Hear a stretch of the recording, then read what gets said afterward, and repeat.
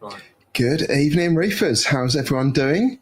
Tonight we have the UK's biggest coral entrepreneur, Ryan from Prestige Reef. I think you only put that so that you're like buttering me up to come on, aren't you?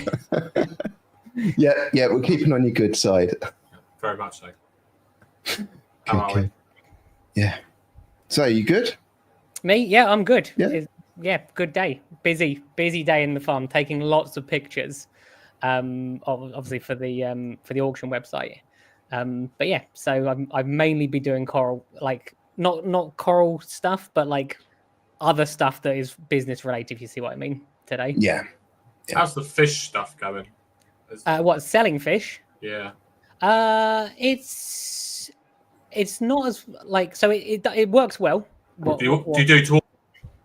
Do I do what? Sorry. Do you buy to order or? Oh yes, yeah. So I buy to order, but I also have like I keep some fish here. At the moment, I've only got one fish here, which is a jawfish, which is actually reef dogs. I know he's listening. He needs to come and pick it up because I'm going to get more fish on Friday. So, but yeah, I picked up a jawfish for him, and I've kept it for I think the last 3 weeks now, just because I put it in with some clownfish, and they absolutely just beat it up. Jawfish are like the weediest fish, I think, which I never realized. I never had one before, but yeah, although I like them, but I'm not sure I'd be tempted to get one myself, just because they move all the sand around, don't they? Yeah. Bit shy for me as well. I went to a fish shop last weekend and was just looking through the tanks, and you just look through and you've got normal tank, and then you've got one that's just a massive mound of substrate that they've been playing with. Makes a bit of a mess. It's usually them or what is it, the blue cheek gobies or any of the sand sifting ones. Yeah, make a bit of a mess. They're nice, but I think you don't see them enough to warrant one, and they're not got a longevity, have they? They're not great. I don't actually know. Not when they jump out, which is probably the most common cause of death for them. Yes. Yeah. Where are we starting tonight? You got fired some questions, Steve. Yeah, well, I thought we'll just quickly whip through and say good evening to a few people. So, John Wright is with us. Good evening, John. We have Gaza with us as well. Hope you're doing well. Terry Teckers is with us. Evening, Terry. Good morning, Melinda in Australia. Good evening, Anthony. Good evening, Lee. Hope you're good, doing well. I don't know how the charity bike ride's going. He's doing I think it's 200 miles in July for cancer research. So 200 miles. Yeah. On a bike. Wow. And he's only got the use of one arm. Yes. I have made. I'm not sure how that affects riding a bike, though. It depends on what brake you want to pull. Oh, that's true, actually. Yeah, that's true. 300 miles. That is like impressive. Yeah. It's good effort. Yeah. Dan is with us. Good evening, Dan, who is probably the tallest reefer you'll ever meet. Who else do we have? Nick and Stacey. Good evening, guys. We have Rob, Pelagic Rob. Good evening. Good evening, Rob. John B's with us. Good evening, John. I've got a little video in a bit that's my phyto reactors, which is a complete rip-off of John's design after visiting him the other week and seeing how he did it. Who else do we have? We've got Matt with us. Bearded fish guy. Jack. I always try and say Jake. Jack. Good evening. Amanda's with us. Good evening, Amanda. So your better half's here, Matt. Cheers. Evening, Roxanne. As your podcast gets more and more popular, you're going to end up with the first 45 minutes of the show saying hello to everyone. Yeah, we're trying to get a bit of a way in, and we're like, oh yeah, let's do something else and then come back. Yes, absolutely. Yeah, it's a nightmare. Harry's watching from Zante, one of the Greek islands. He's on holiday at the moment, still tuned in. Well done, Harry. thank you. Tim Wakefield Reef is with us as well. And Ron, Scotland's funniest coral farmer, is with us as well. And of course, we've got to give him a mention. Good evening, Alex. Hope you're doing well. The boss. I was hoping he wouldn't know I was here. I was going to say, don't tell him. No one tell him. Actually, well, he had a break last Sunday because obviously I wasn't here. And then this Sunday, he's away. So this is the only live stream I'm going to be doing this week. Wow, exclusive. You heard it here first. There you go. Very special. So I've had quite a busy week in reefing this week.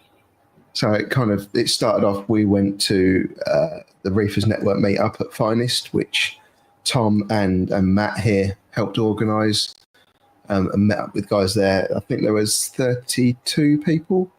Something like that, that went to the reef meet. So that was quite a good turnout.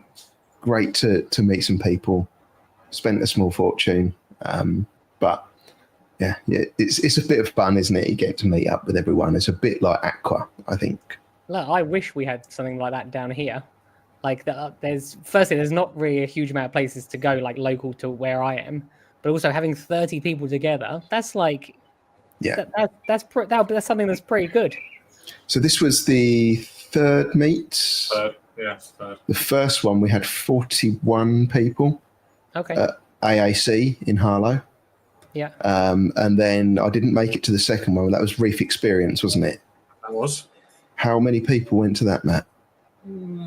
Probably 20 to 30 again. Yeah. We're averaging good numbers. We're not doing them all the time. We're trying to do them. But it's also trying to find space. Trying to have 30 reefers. That's not something you can just turn up and do. Yeah.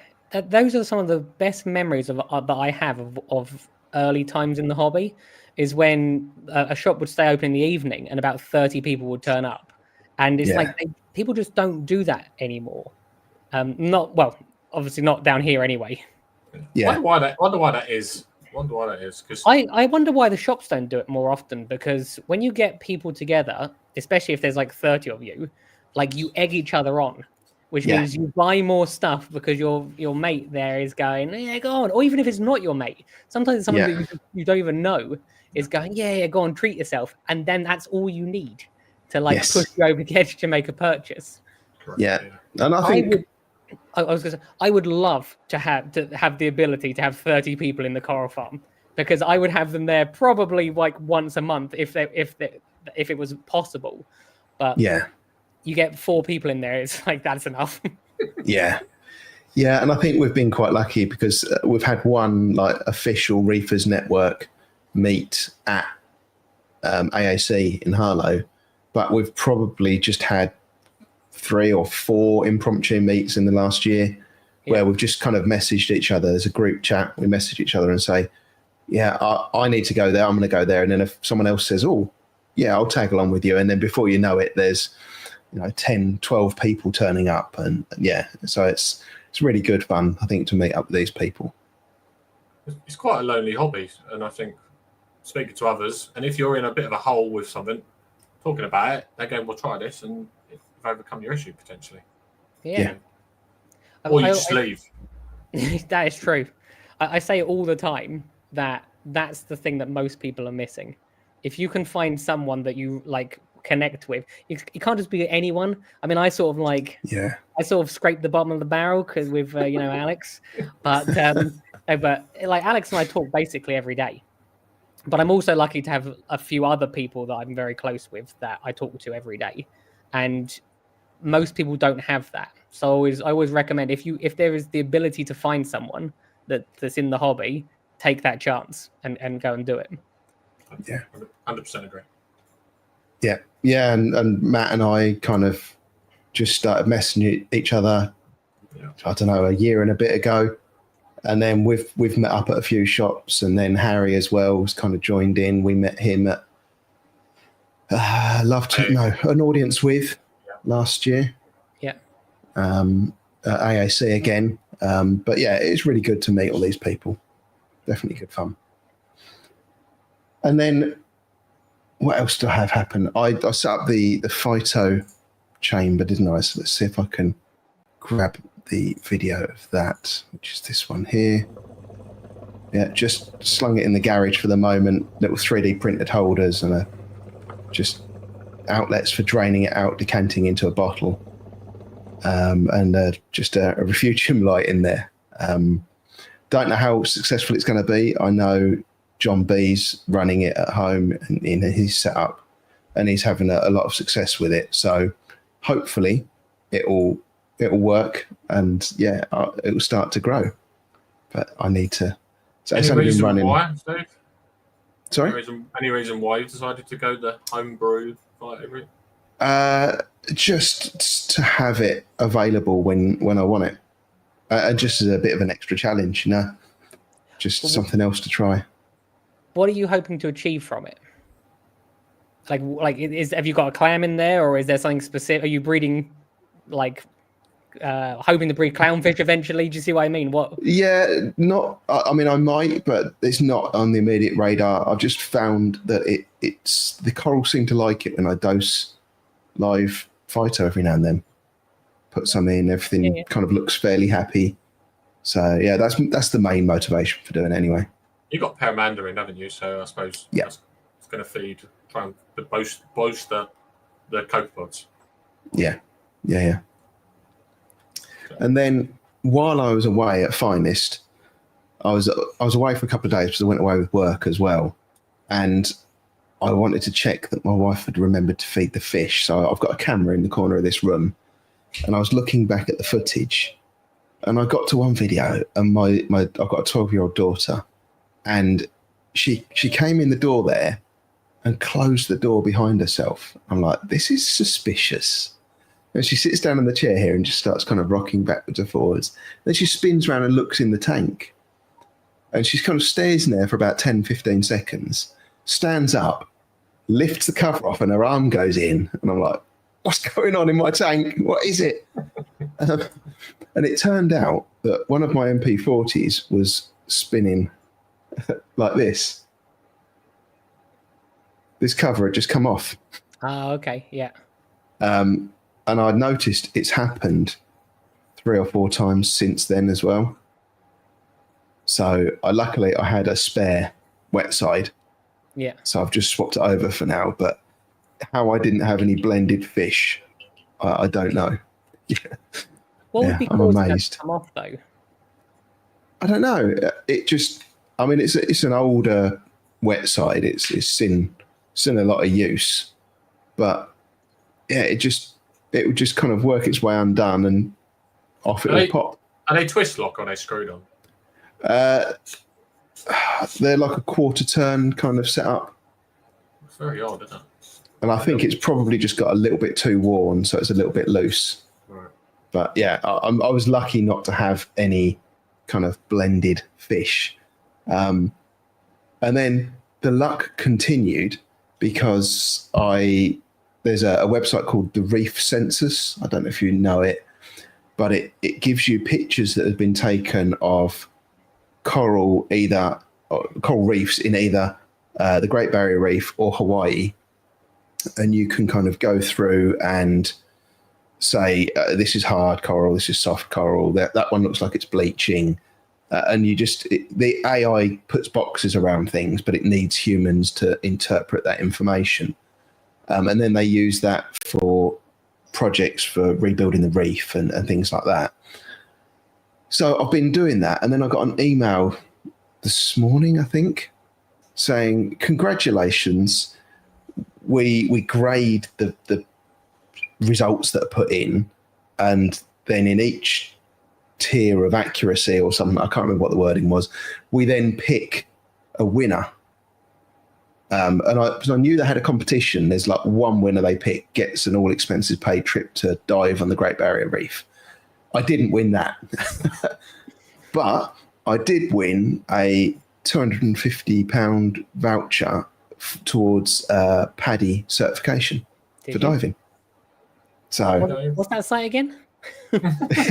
Reef Census. I've got a banner. The Great Reef Census. There you go.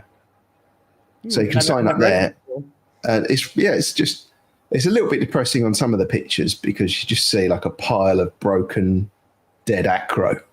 But yeah, other pictures are really the kind of natural pictures, obviously not like our reef tanks, but yeah, and it's just something I like to do to try and help out with the conservation efforts, because I'm unlikely to be diving in the Seychelles and spawning coral or anything like that. So this I can do.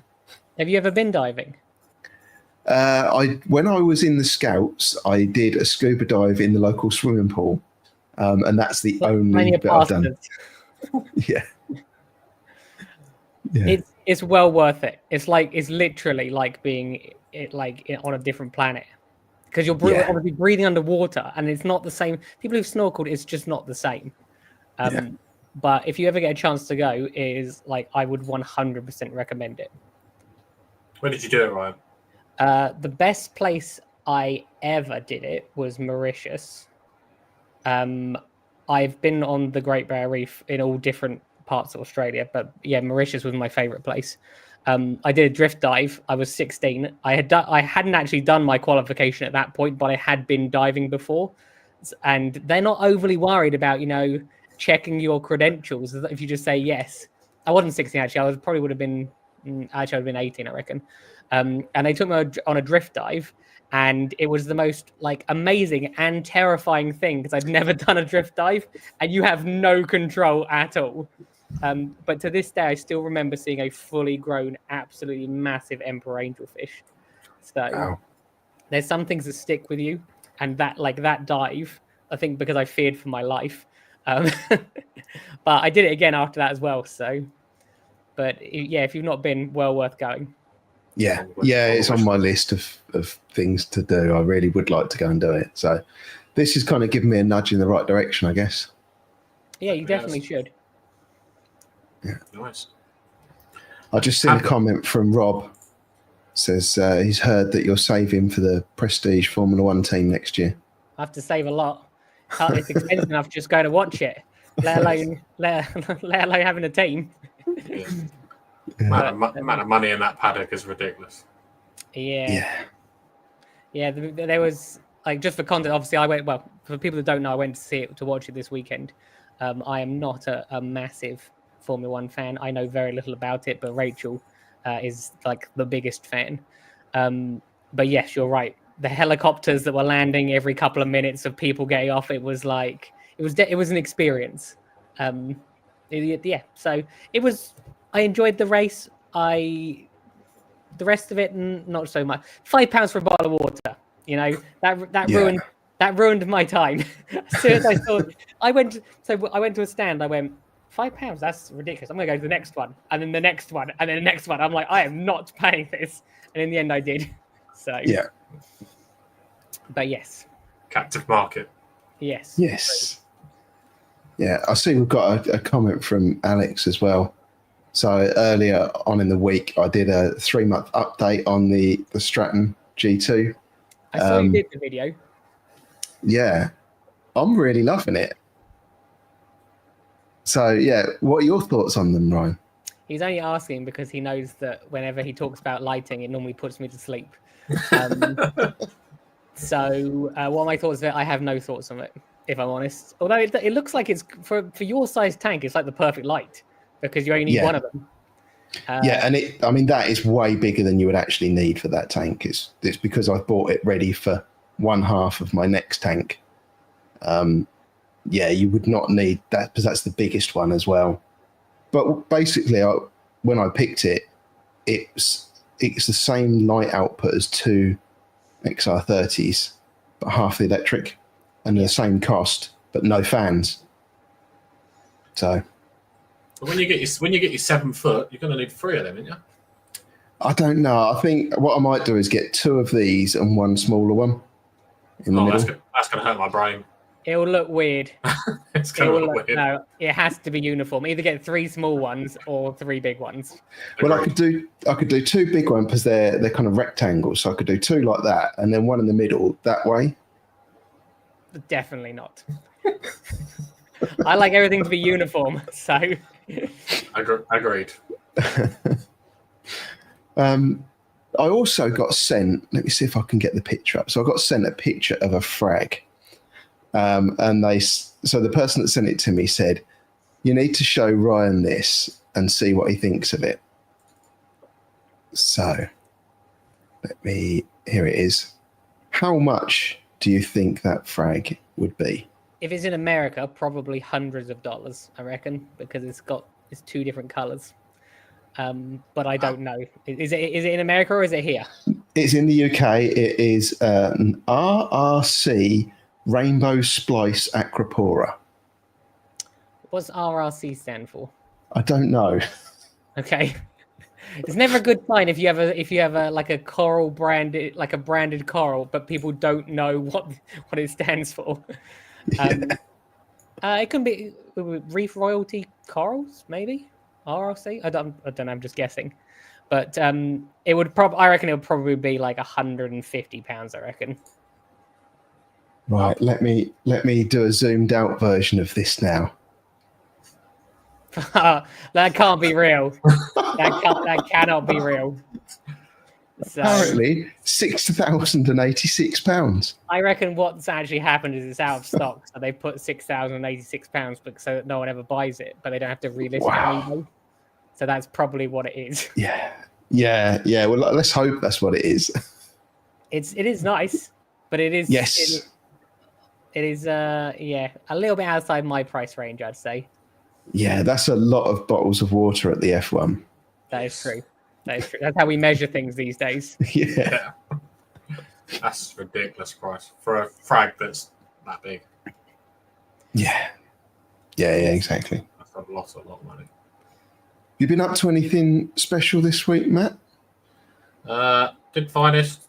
Bought a lot of coral. I think I brought 7 back. Donnies, torches, acros, tenuous, millies. And then a local reefer was giving away his Space Invader chalice, which is probably that big, because he wants the real estate. It's a friend of mine, and he went, "You can have it. Come and get it." I went over there thinking he's going to give me a couple of like cut-offs because he just wants to cut it down. And he went, got the rock. He went, "Yeah." I'm like, "What am I doing with that?" So I've had to cut it up, create some frags, create some real estate into my tank, and it's sitting sort of just behind where that angel is, but in the arch. It's a little bit big. I might have to cut more of it. How did you cut it up? With a Dremel. Oh, okay, yeah. And I know that's not a bandsaw. No, look, most people don't have a coral farm, so but that's why I was interested in how you did it, because Dremel. I've never used a Dremel before for corals. To be fair, because it was a chalice, it went through really, really easy. I used a diamond blade, and it just went through like butter. And it seems to be all right so far, but fingers crossed. Other than that, just the maintenance, testing the water. We're in a good place at the moment for the tank, so long may that continue. Good. And how's Roxanne's Reef going on? Any more additions to it? No, so she is now in the market for a light because she's done a par test on a light and she wants more par because it was absolutely pathetic. It was like not even 3 numbers. She was like, "I can't go nothing with that." So, yeah, she needs to get a new light and we need to get her an ATO because at the moment I am the ATO and I'm already bored. So, yes. So they're the two purchases. They're the 2 purchases that she needs to do. Other than that, we're all good. Yeah. So no new fish. She was looking at some unusual fish in finest. I think it's going to be a pom-pom and crab and porcelain crab. I think it's going to be purely inverts. I would be very surprised if a fish goes in there. However, I am encouraging a fish just because I'm like, you then got those nutrients and you're not feeding it. And, How big is the tank? It's like 30 litres. It's a reef. It's a very small. Goby. That's what you want. Yeah, that's what I was going to say. Flaming prawn goby, or one of my favourite gobies is a white-capped goby. You don't see them very often, but yeah, white-capped gobies are great for little small tanks. In my tank, you'd never see them. With a pistol shrimp. Yeah, they live with pistol shrimp. Yeah. Right. Okay. Yeah. I have mentioned the Yasha goby to her. But I don't know about the other ones, but I know that the white-capped goby have a pistron, which is like a unique one. You don't see it that often, which is white with pink dots. So it's like a different kind of pistol. Okay. I had one a long time ago in a 1,000-liter tank. I never saw it. It was still alive because like very occasionally you'd see it. But it was a pain because in a tank that size, I had to feed lobster eggs just for that one fish. That was the only way that I could get food to it because it just went everywhere, the lobster eggs. So, but I'd like to. I'm not a big fan of nano tanks, but I would like to have a nano tank for nano fish. Maybe one day. So the reason, she's just commented saying about him jumping out. She doesn't want a jump guard. So I'm like, but if you got to get fish, you have to get a jump guard because you know it's going to happen. Yeah. So I think that's why she's not going to go fish. I think she's going to go invert only, really peculiar inverts, stuff that you wouldn't see normally on a reef because you can't see it and this thing's tiny. So does that include a sea apple? No, they're massive and they're horrible. What do you think of them, Ryan? Sea apple, not for me. They're ugly. They literally are. I don't know why anyone buys them. I like the look of them. Have you got one?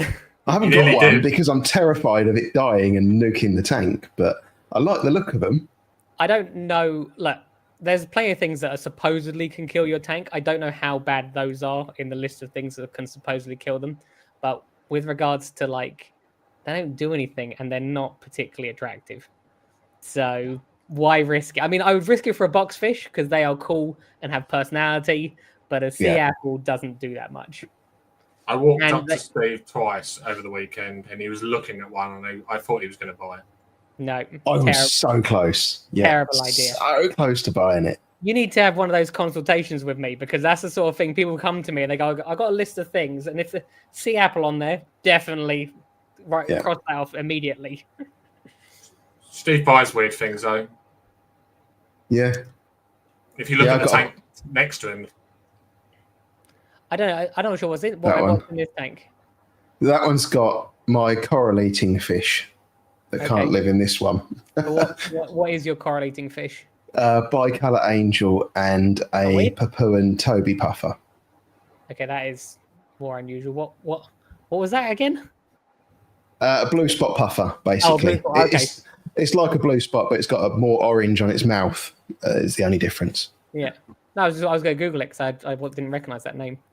Yeah. Yeah, he bought a bicolour thinking it wasn't going to eat his coral. Well, I thought it might nibble a bit of each and just spread out the love, and everything would be okay. But the reality is, it went, that will certainly looks nice. I'm going to devour that, and then that button scolly's next. They're one of the worst angelfish for eating coral. Yeah. They're absolutely one of the worst. You obviously the two common ones are the flame angel and coral beauties. You could probably get away with those, but also a golden angel. I've had pretty good success with, but bicolours are one of the worst.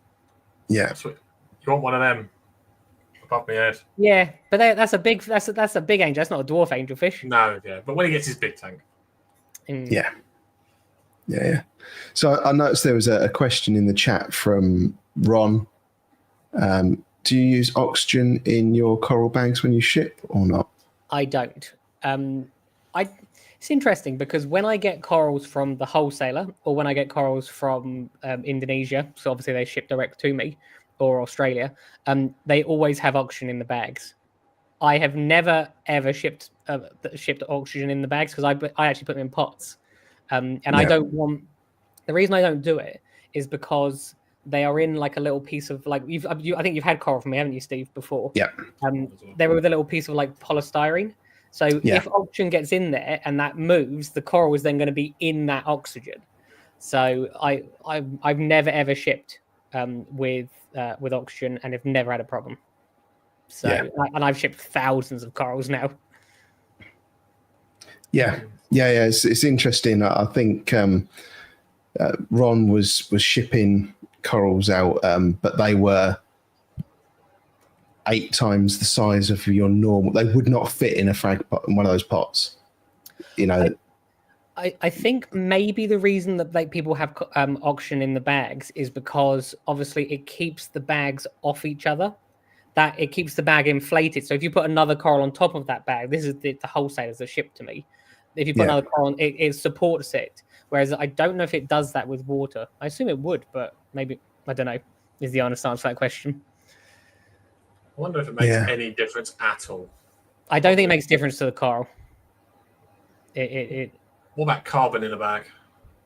Some people do carbon in the bag. Again, I don't ship with carbon. Again, some wholesalers or some like the farms in Indonesia, they ship with carbon. Some don't. If I thought it made a difference, I would do it. But I think people do it as a precaution. But I don't know how. Sometimes you just do things because you think you should do them, not because you actually have to do them. So they probably has some effect, but not a noticeable effect, in my opinion. And what a point is that carbon detrimental to the coral because it's probably taken out possible traces? I think the corals are in there for such a limited amount of time and they're stressed. So it's not like they're going to be growing, which is when they use those elements. So I would say probably, I think it's fine to ship with it and it's fine to ship without it. It's some people ship in bags, I ship in pots. It's just a different method of doing the same thing. Do you think carbon might be more worth it for things like toadstools that have like chemical warfare? Potentially. There's one coral which I will not ship, and I get asked all the time. People all the time want barley green slimer, and I will not ship it because I have yet to have a single successful shipment of barley green slimer because it always slimes up in the pot immediately.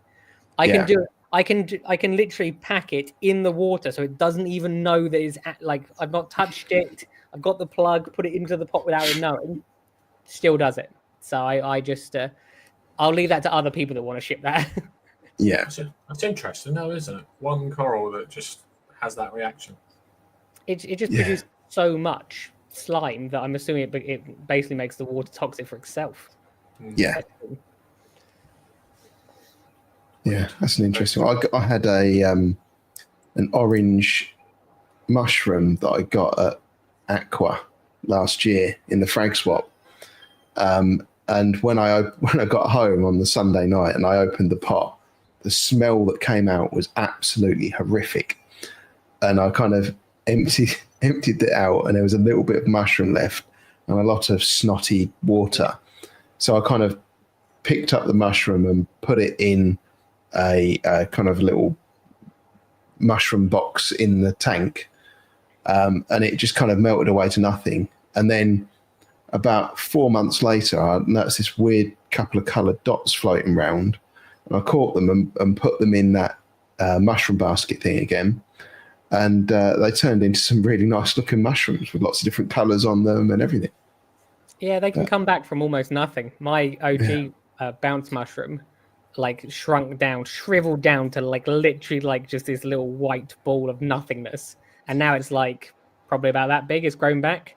So never worry with mushrooms. Like even after a while, they can still like come back from the dead essentially. Yeah. But what has that taught you though about Aqua? Because you said you got it from Aqua, didn't you? Yes. So what has that taught you? So I think I swapped probably 20, 25 frags there. Did a huge amount of frag swaps, and it was the only one that was bad. Okay. Why do you think it died though, or was unhappy? It was in a tiny, tiny little pot with almost no water. Well, the pot was full of water, but the overall water volume was tiny. Yeah. And I think it just sludged up the water and killed itself, basically. Did you have a heat pack? Well, it was in the Aqua heated tank all weekend, and then I drove home with all of those frags in a like a cooler bag thing. Yeah. And it was 3 hours home, and then straight in the tank. Yeah. You don't know how it could have been attached to something when they got it out of the tank. On the mushrooms are a pain. I hate selling mushrooms because someone will buy one off the website, which I've had for like a couple of weeks, and I go to get it and it's now on the rack, and I have to refund them because there's no way I can get like that off safely and give it to them. So Yeah. mushrooms are a pain. So maybe that's what happened. Maybe it was damaged when it went in the pot. Yeah, it could be. Potentially, yeah. See, we've got a question from Charles in the chat. He said, "Why would I have zero copepods or anything in my tank? The tank's 2 years old, loads of LPS coral and fish, all healthy. Do you have any RAS?" Yeah. What fish are in there? Because it could be that they're all just getting devoured. But also try, 2 or 3 hours after lights out, keep all the other lights off, and then go in with a red torch. You might be surprised how much is actually in there that you don't normally see. All comes I know out. I've got a Melanaris wrasse that regularly turns over anything that's sitting on the sand to look for amphipods and stuff underneath it. So I'll quite regularly come in and one of my corals will be on its side and I'll have to tip it back the right way again. So, Ryan, well, I guess we better talk about what it is you do and stuff rather than just generally having a bit of a chit chat, as much fun as that is. I'm happy having a chat. We don't have to talk about me if you don't want. Whatever you want. Yeah, I mean, we've got some really nice pictures of the farm to show, but I guess before we get into the farm, how did you get introduced to the hobby? How did you start with coral and marine fish? My earliest memory I'm going to take you right the way back. So of a marine system was actually my sister's friend's house, and they had a marine tank. I would have been probably 5. So this is like early days of marine fish keeping, and I could have been 7, around that age, and I was absolutely in awe of it. Like, it was the most amazing thing I'd ever seen, and I wanted one, and I was always told that I could never have one because I wouldn't look after it. And then what happened was, jump forward until I was 18. My parents asked me if I wanted to go on holiday. I said no, and the reason I said no was because I'd already planned to get a fish tank and move it into the study without them knowing. So I took the desk and the computer out of the study, and I moved a 5-foot 400-liter tank into the study without them knowing. Unfortunately, they were on a plane that had to do an emergency landing because the engine caught on fire. So they came home early. So this tank was not actually in the study. It was in the kitchen. It was on top of the kitchen table when they got home. But fortunately, when you've been through a life-threatening event, which I look back now, that actually was a life-threatening event for them, I think. Like, when you see what happened to the plane the other day, I thought to myself, that actually could have been like my family on there. And then, but so when you've been through a life-threatening event, they're not overly worried that their son was a pain in the ass and moved the computer and the desk out of the study and put a fish tank in there. So they were pretty okay with it. And then I started fish only. Then I went to soft corals. Then I went to LPS, and the natural progression, basically. I didn't really focus on my nutrients at all for many years. I reckon for the first 10 years, I never tested my phosphate. And I'm not even joking. That action, maybe not 10, probably the first 6 or 7 years. I would have had some success and some failure.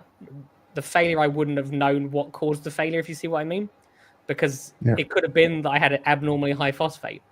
But I gave you a picture of one of my old tanks. I think, I don't know if you got it there. Is that the video? Oh yeah, sorry, it's the video. Yes. Yeah, let me load that up then. So this was a tank where I never tested the phosphate, which it wasn't a bad tank for a tank which I never tested the phosphate on. It looks happy, doesn't it? Yeah, it looks amazing. You know what's funny? I look back at that now, and I think the corals look a little bit pastel-y coloured, and I think the reason for that was because I was overdosing Nopox. So there wasn't particularly any difficult, super hard corals there. It's mainly some of the easier SPS. So there's a barley green slimer there, but there was no tenuous and the real hard stuff, if you see what I mean. And I know some people think this stuff is hard, and everyone's sort of at different levels, if you see what I mean. But for whatever reason, I did a water change every week religiously. which was 20%. It was a big system, had a big skimmer on it, and it just worked basically.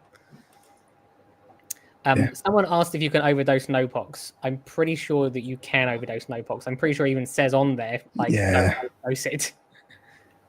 He's asking because I did it. Oh, I see. Yeah, he's poking fun at me. That's fun. I look back now at that tank and old pictures of it, and I realized that, like, I think the corals were right on the edge of starvation, like from a nitrate perspective. And you think when you're 7 or 8 years in that you know a lot. I know so much more now than I knew that then, if you see what I mean. But back then, that's probably a really nice tank because of the equipment you were using was far inferior to it is now. What were you using then? T5s? No, I was actually I had the AI, the Hydra 52s, I think, was on there at the time. Before that, I did have T5 bulbs. Not enough of them. This was when I just had soft corals. I think I had 4 T5 bulbs. I really did like wing it when I first started. My first tank I had £400 to set up a reef tank basically, and I bought a tank with fish for £400, and then I sold the fish the next day for £400. So my first reef tank was free. Nice. It was a breeding group of frontosas. The problem that I had is I'd never kept fish before. So I've just got, all of a sudden, I've got a tank in my parents' kitchen on the table with a load of frontosas in it, which is half full. And I took the heater out of the water. And no, that's what I did. I plugged the heater in to test it was working, not realizing it explodes in your hand if you don't have it in water. So so obviously I had these fish which I'd already pre-sold the next day. And all of a sudden I had no way to heat the water. But they were tropical fish, and I look back now and think they would have been fine just in the temperature of the... But that was one of the most stressful days of my life. If ever you think about picking up a tank that's got livestock in it, it is not easy. And it's even more not easy if you've never had a fish tank before. Yes. So it was enough stress moving house. I moved house with a fully established tank, and took 3 months for it to recover from being moved. The one thing that I do want to say, the tank you saw then is basically built on the bones of what didn't do well. So it's very, like, it can be disheartening for people to look at that tank and go, oh, like I'm 5 years in, my tank doesn't look like that, or I'm 10 years in and my tank doesn't look like that. Like, there were lots of failures to get to that stage, and there would have been failures after that video was taken as well. Like, maybe I let the salinity get too high, and all of a sudden one of the colonies like strips. So I think when you see a snapshot of a tank, you don't realize what came before that, and you also don't realize what came after that, because you don't take a lot, does it? It does not take a lot, and that tank was built on what would have essentially been 2 wipeouts, like where. One time I put calc directly into the tank because I didn't read the instructions, which was a bad idea. In my defense, I'm dyslexic, and I quickly read the instructions and I put it in, and didn't go well. And the other time was I had a 4-hour power cut, and ever since that time, battery backup. Make sure you have them. If you don't have them, it's like insurance. You don't know how valuable they are until you need them, and then you're glad you've got them. Yeah. So. No, it's one of them things that, like say, you don't have it, you don't know until you've done it, and then you're like, why did I not have it?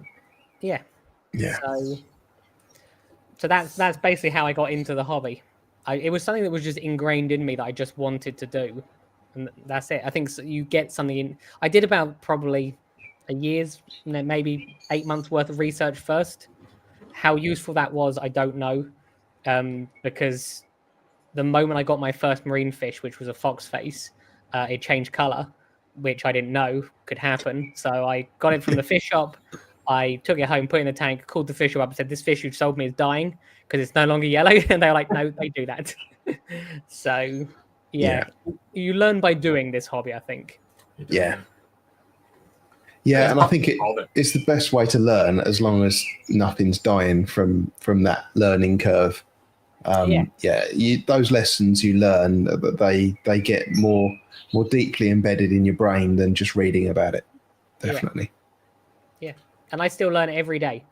Every single day, I would say I still learn stuff. You still see cool things. That's what's amazing about this hobby. You cannot complete it. It's as simple as that. Even Polo's Reef, he has not completed it. No. So He's just looking for harder, more rare. yeah, He's now looking at spawning. He's looking at other things.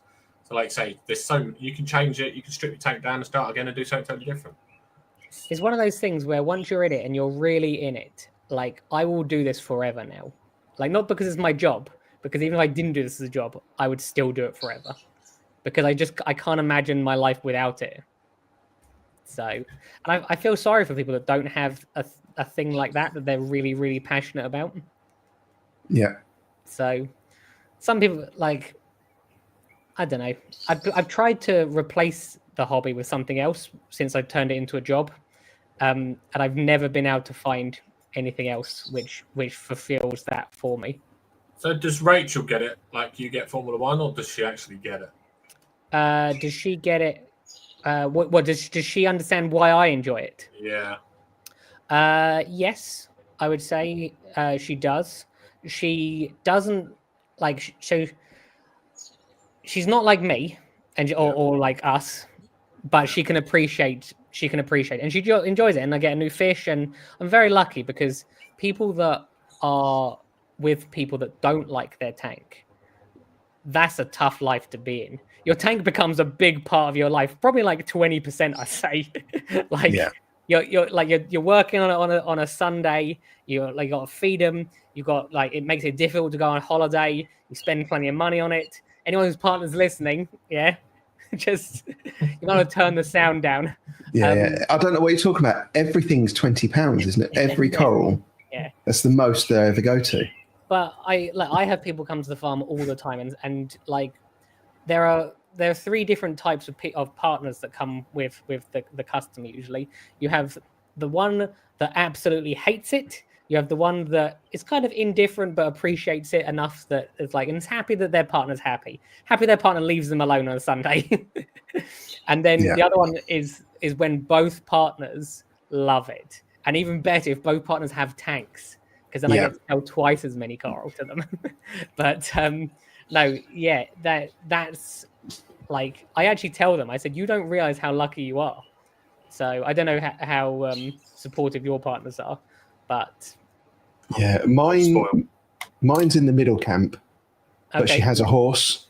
Well, the horse people are way worse than fish people. So yeah, she doesn't have any comments about the expense of the hobby or the time it takes, because horses are more expensive and take more time.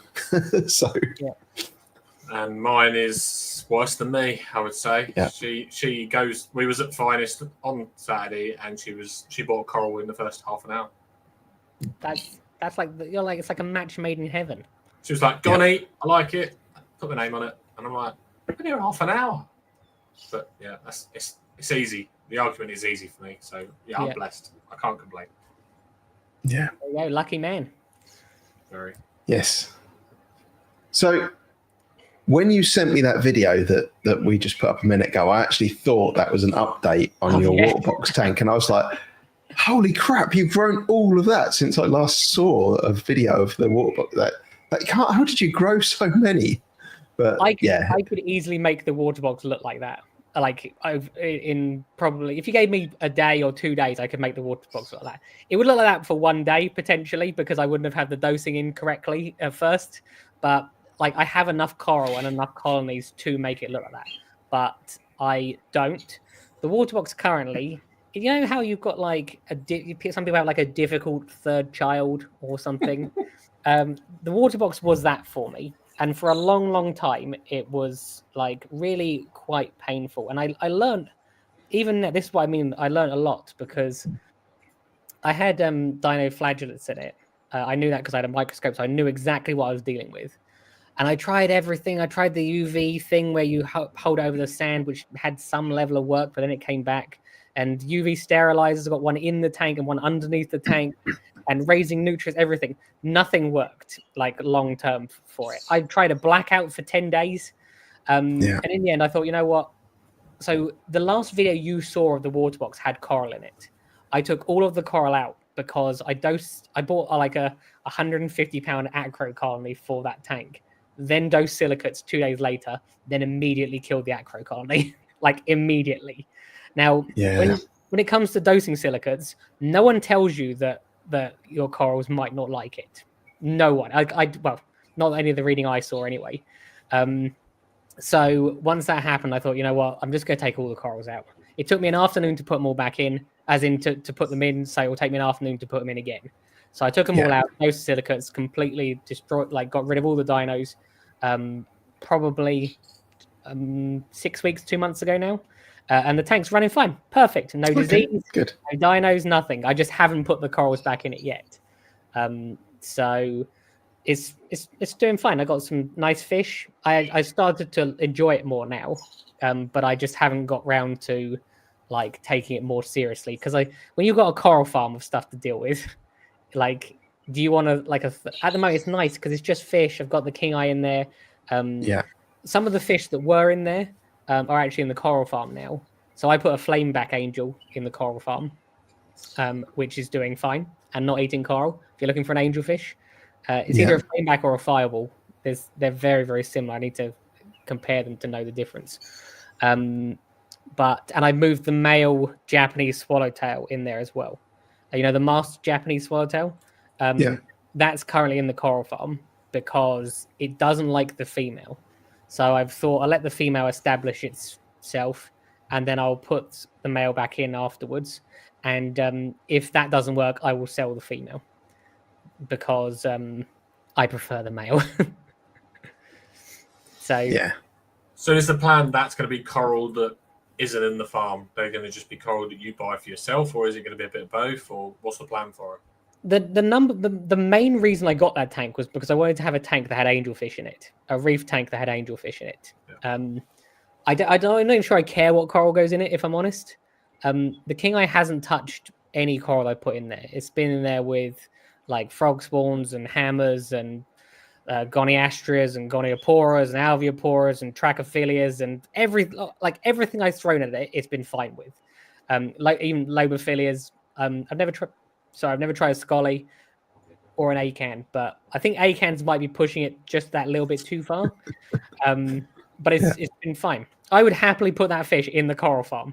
Like I would not worry about it at all. But I think over time, I'm progressively just going to go, you know what, whatever the tank becomes, I'm happy with that. But when you've got so many nice corals in the coral farm, those nice corals don't appear special anymore. It's difficult to, like, one of my most popular sellers is a burning banana stylosinellia, which is like yellow with red polyps, really super like metallic yellow. And then, but would I put it in there? Mate, probably not, because it's not special to me anymore.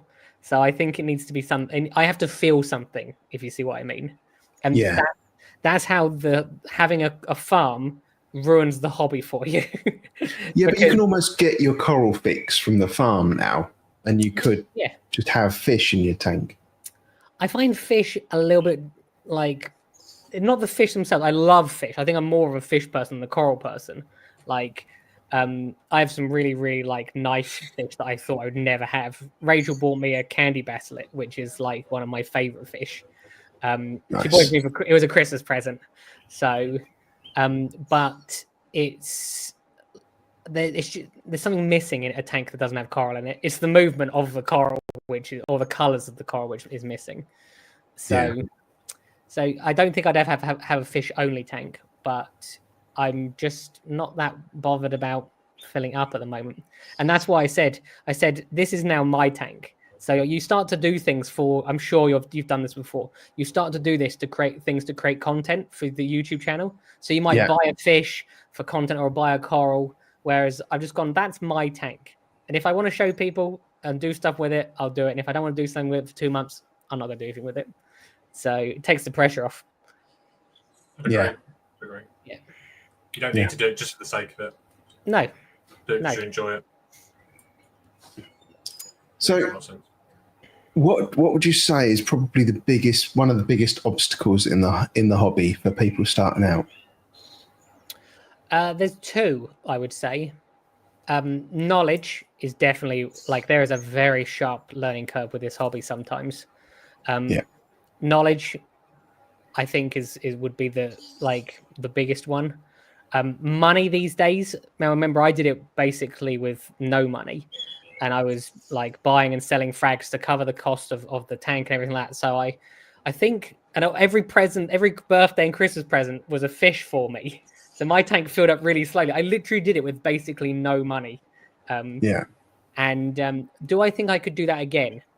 I don't know if it's possible. Of course, it's possible if you try hard enough. I don't think it'll be as easy to do it now as it was back then. I think there's a lot more value in coral these days, and I think people they know the value and they know that they can frag them and things like that. So it's just, but you can still get some deals if you take away someone's problem. They want to sell their tank, and you say, "Look, I will take everything." People will usually bite your hand off because they just want to get rid of it. Yeah, there's someone that lives near me, and he does that. He's got a transit van, and he just drives around the country buying up tank breakdowns. That was me for years. He just sells the equipment on. So I bought loads of equipment off of him. He sells all the coral really cheap. So I bought coral from him as well. It's just, and he gets to hit the pick of everything he picks up for his tank.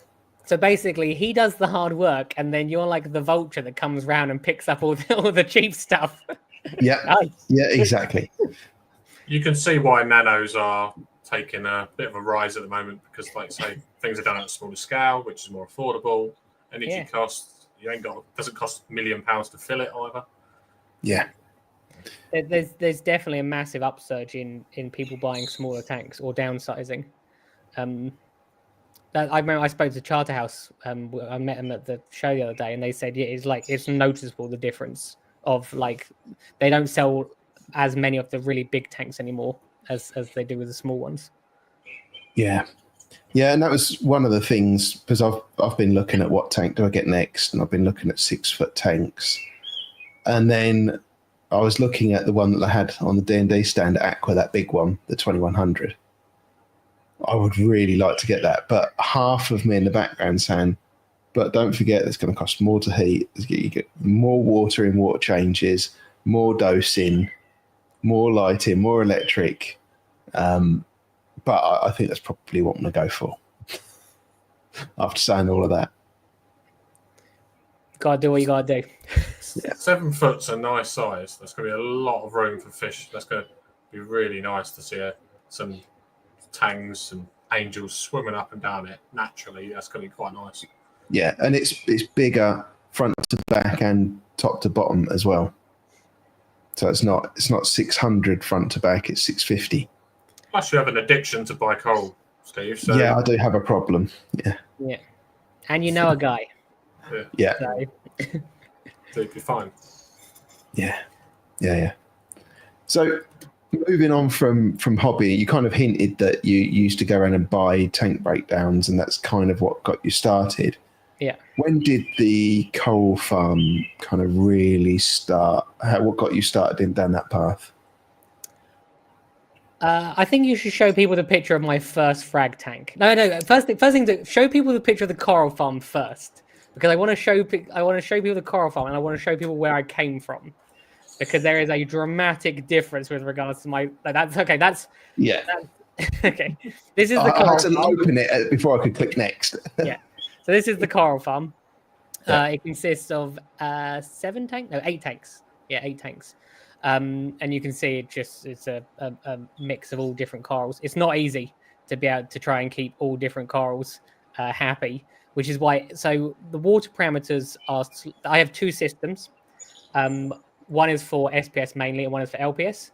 And then each of the tanks has different sets of lighting on it, so that I can grow different corals in the same parameters. and it's worked well. Going back to my first frag tank, this was my first attempt at a frag tank. So this was the video of the tank the 1,000 litre tank that you saw earlier. This was the sump of that tank, and I literally just started there. And my very, very first attempt is on the left, and then you can see later on I got some of the more high end like pieces to grow to see if I can try and like make some like proper money out of it. You can make like £15 like from selling a candy cane, but if you can frag bounce mushrooms, you can make a lot more money, if you see what I mean. So it was there was a lot more risk though, because what made the massive jump? What was the decision behind that frag tank to 2 massive systems? Like, what was it?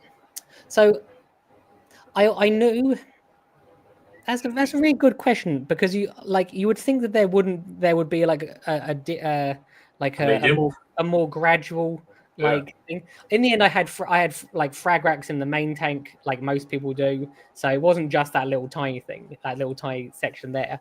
But I literally went from that tank to the big system. So I basically went all in. It's not cheap to build, basically.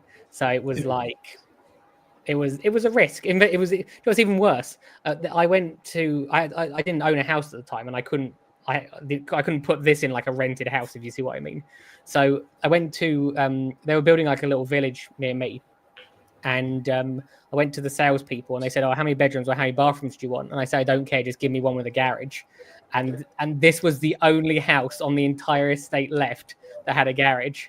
And they said to me, "No one has ever said that to us before. No one has ever like prioritized the garage over everything else." Because at the time I lived on my own.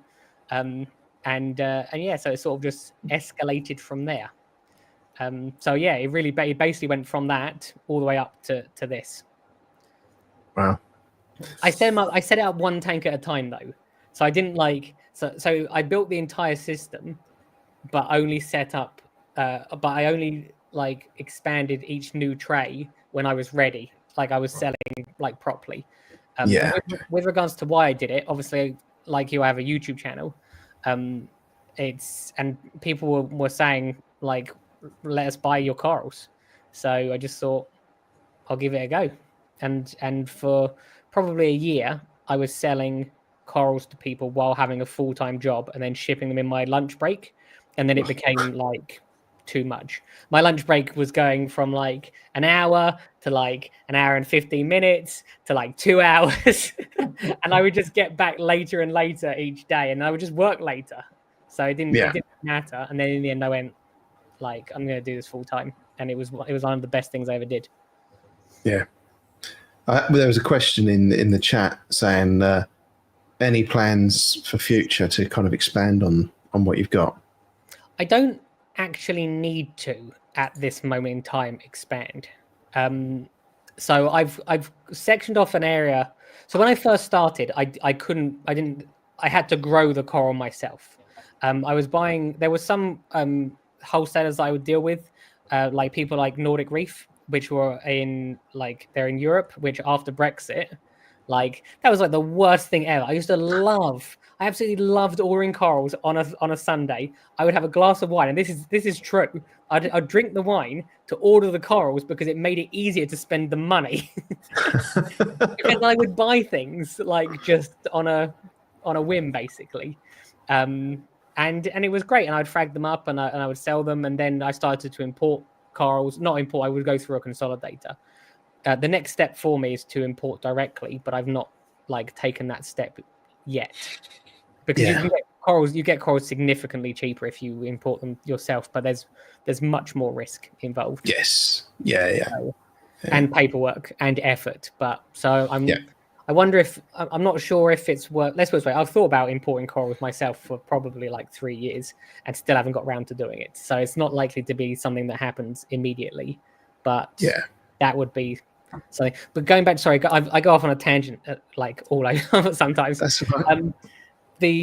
I don't need to expand because now have a tank in the. So some of the corals I grow, and I now have a tank in the coral farm specifically dedicated to corals which are bought. So if like a shop buys corals rather than growing them, I have a tank dedicated to that, so I can keep a high turnover or a higher turnover of corals with that tank, and then the rest of the tank I use to grow. Yeah, perfect. So no plans to buy another house with a double garage. If the auction website goes as well as it did the other day, then like it might be worth doing, if I'm honest. And I actually looked at a warehouse probably 6 months ago. I looked at like a proper, I can't remember how many square feet it was, but it was massive. It was like massive. Because I just thought maybe it'll be fun to expand, and I thought maybe not. I looked into like I'd want to buy the warehouse myself, but it's not easy to get a mortgage on a business property. I don't believe. The reason I want to buy the warehouse is because I don't want to be at the mercy of putting like the coral cut farm. If you want to start a coral farm like that, it's like 50 grand. Yeah. So if I've got a warehouse, like that's like hundreds of thousands of pounds, if you see what I mean. And I cannot have hundreds of thousands of pounds of stock and everything in a warehouse that someone can kick me out of. Yes. You know what I mean? Yeah. If I did that, I'd do it for life. So. Or if you get a ping saying there's a problem, you've only got to walk out the back door and it's there. Yeah, no, yeah, there is that, but someone just said, "Who needs a kitchen?"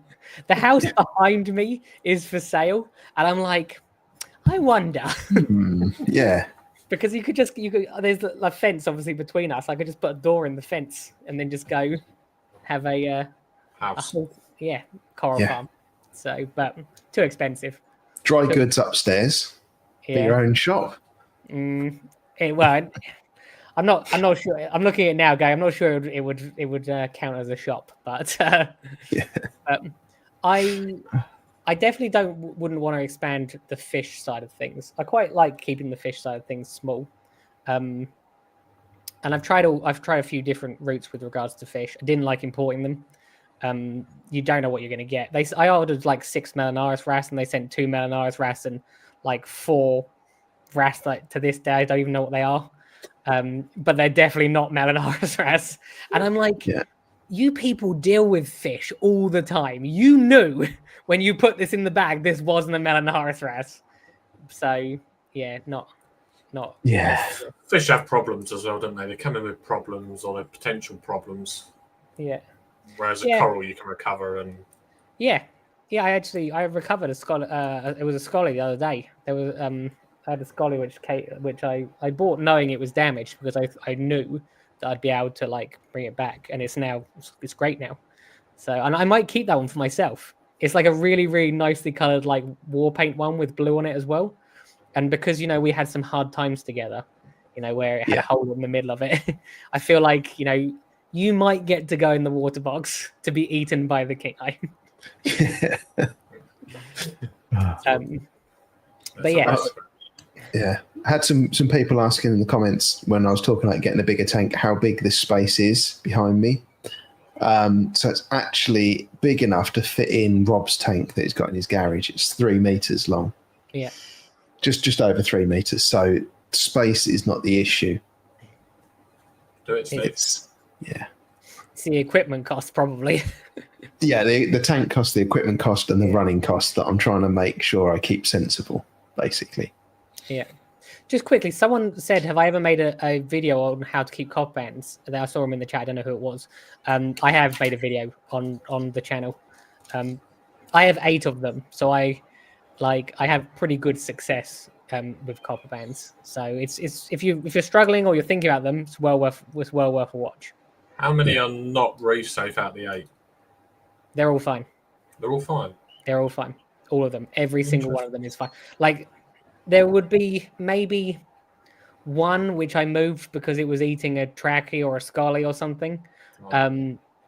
But I have the worst luck with sailfin tanks. Sailfin tangs are the worst fish that you don't realize decides to eat coral sometimes, but it doesn't eat it. It just like scrapes it so to gets it to like slime up. So it just irritates the coral all the time. And I don't know why it does it, but I've had it with like 3 of them, I think. Well, It's strange, isn't it? Rob's got a, in the chat, Pelagic Swimmer, he's got a powder blue that eats gonnies. Yeah, see? yeah. They're wild animals. They do what they want. I bought a fox face the other day, which I knew was a bad idea. I knew it was a bad idea because I tell Reef Dog all the time there's a stupid idea having fox faces. You shouldn't recommend them to people because they definitely eat coral. And it's eating Montipora. Like, what is it eating? It's not. Wow. It's just like it's not. It's just like scraping it. And I'm like, I knew I shouldn't have got you, and now I just like. Now I'm just mad at myself. That's a really weird one to eat, though, as well. Yeah. I don't know why it's doing it. It's only doing it to one Montipora. It's a purple plating Montipora, and it's just scraping it. I caught it doing it today. I'm like, you're the reason that like that coral looks like it's not like as vibrant. So That's coming out then. So Harry said, "What's your best-selling coral, and what do you think people should buy more of?" It used to be Xenia. Xenia, I would sell more of than anything else. Wow. Like, Okay. people love Xenia until they've had Xenia and then they don't love it. But I used to sell a ton of Xenia. I actually don't have any Xenia anymore because I moved it out. Remember one of the tanks busted or was leaking? So that was a tank that was Xenia in, and I couldn't keep it because I couldn't put it anywhere else because it would just go crazy. So I just took it out and it died basically. But other than Xenia, torches, frog spawns, hammers, gonnies are big business at the moment. People love gonnies. Yeah. It's interesting how the industry goes in like a cycle where like a couple of years ago, torches were going for the most insane prices. Like Dragon Souls and things, I'm sure were like 250 or or 200 around that sort of price. Sometimes you see them go for like 80 quid these days on like Facebook or whatever.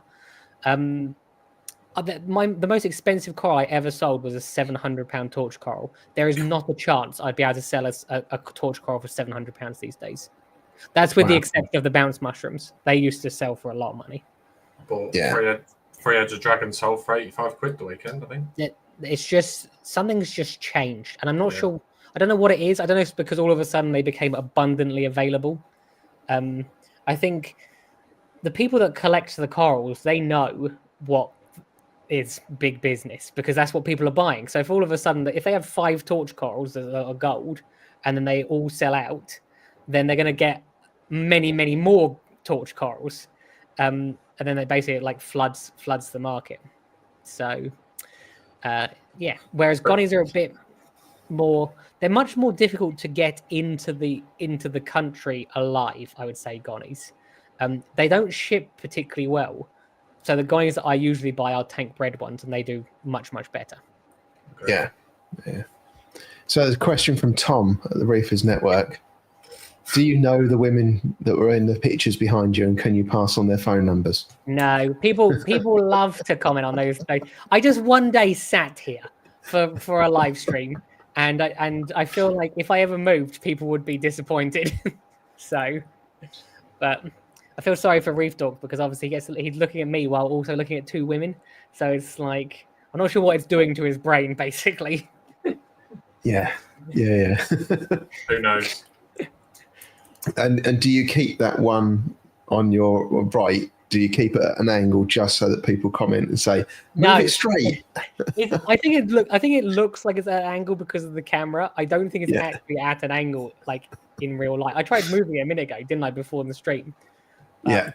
I thought it was to irritate Alex. I thought it was there. No. But the reason I absolutely love these pictures is because it's one line. That's it. Someone has drawn that with one line. It's not like it's literally from start to finish. You can follow all the way around, and it's impressive. But they're not expensive. They were like 3 quid. They're like the prints of them were like 3 quid. The frames were more expensive than the actual pictures. But yeah, I had like a bachelor pad here, and I thought that was like a suitable thing for a bachelor pad. What I did have Women don't like them so much, so but I'm attached to them now, so I will not remove them. But I have a feeling that one day they will be removed and a picture of a Formula One car will be put there instead. Yeah, which is fine. You know, I could live with a Formula One car in a Baron. Are you telling us that on the other wall that we can't see, there's two naked men? No, there's a picture of me, and I can see this. What you can see on the camera is because there's a big mirror behind me. Right. Okay. I can't be bothered to show you because if the camera that's fine, on that's properly. Yeah. So you've kind of moved on from just having a coral farm. Yep. To now having an auction website as well. I will do anything that I think that I can make money from, like, not within reason.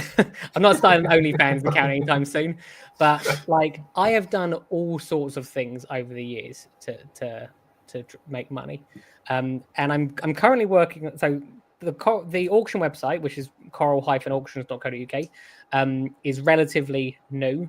The reason I decided to start it was because we got an email from eBay saying that they were not selling coral anymore. There is some confusion. eBay, there's still coral on eBay, but if I upload coral, they take them down. So I think they just haven't caught everyone yet. And I get an email from them saying, which I've shown people, I think I put it in my last video, where it says, you're not allowed to sell this. This is a live animal. Like, don't do it again. So it's definitely a thing, but there are thousands of corals that are still on eBay. Now, I called eBay and said, look, what's going on? And they said, look, we're dealing with the important stuff first, the goldfish, Komodo dragons, all like the serious stuff they're removing, and they have removed now, and then they're dealing with coral next. Coral is not that easy for AI to identify. That's what the problem is. If you ask the AI to draw a coral, it's not very good at it. So it's and that's what they're having trouble with. So they said to me that it will eventually, however long it will take, they will get everyone. And I just thought I was making too much money selling on eBay to just have that tap turned off. So I'll just make my own one. And if people want to come sell there as well, they're more than welcome. If you sign up, actually, I don't know if if you sign up at the moment, you get 20% off my website when you sign up. So it's like an incentive to sign up. But there's some teething issues. I released it probably early. No, nothing too bad. Nothing that can't be resolved. But I released it probably earlier than I should because everyone was going. I was talking about it on the live stream that I do, obviously, with Alex every Sunday. And people were going, when's it coming? When's it coming? When's it coming? And I realized that I think at the end of May was when I found the logo on my phone today. The end of May was when I decided to do this. It's now only the 9th of July. And to build a fully functional auction website, which was not built by me, it was built by Rachel, in that shorter time is impressive. And I'm very grateful, but also it's like I would expect there to be some minor issues, like teething issues to begin with. I put 240 corals up on Sunday the week before. I think 231 of them sold. People weren't interested in the ice god Leptocerus for some reason or whatever. There are some changes that we've made. I've put up another 115, I think, for this Sunday. There's gonnies on there at the moment that are like 12 quid. So if you're not signed up, go do it now. One of the major things so we asked for feedback from people. And one of the major things that people asked was we wanted the bidding to be like eBay. People have got so used to if they wanted something, they just put the maximum amount they'll pay in, and then eBay automatically bids up for them. Now, we didn't have the ability to do that when we first started. As of yesterday, I think, or the day before, that has now been implemented. So you can, if there's a coral and it's at £10 and you bid £100, it will bid up until you win, if you see what I mean, and then it will email you if it's if it's sold out. Some people got some really, really good deals last time. some things sold for more than I expected, which I was surprised by. Some things sold for a Okay. little bit less than I expected. But obviously, these corals only went up about an hour ago, so like many of them haven't got bids on. Yeah. So I'm some of just them going through to find the gonnies. Right at the bottom. Right at the bottom. are the guys at the bottom, are they? Near the bottom, yeah. I've just seen a couple. They've gone up a bit. Oh, there's a purple. Yeah. That's still cheap. So- There's a couple nice ones. Yeah, there are some there's some nice corals on there, but there weren't that many people that would be able to. Bristol Reefers just said, "Can I do the filter section?" This is what. So lots of people have suggestions, and so we are doing that. But I get the same suggestions over and over again, but no time to actually implement them. Yeah. People don't realize that it's already been suggested. So, but yes, like that is definitely something that we're going to do to make it easier.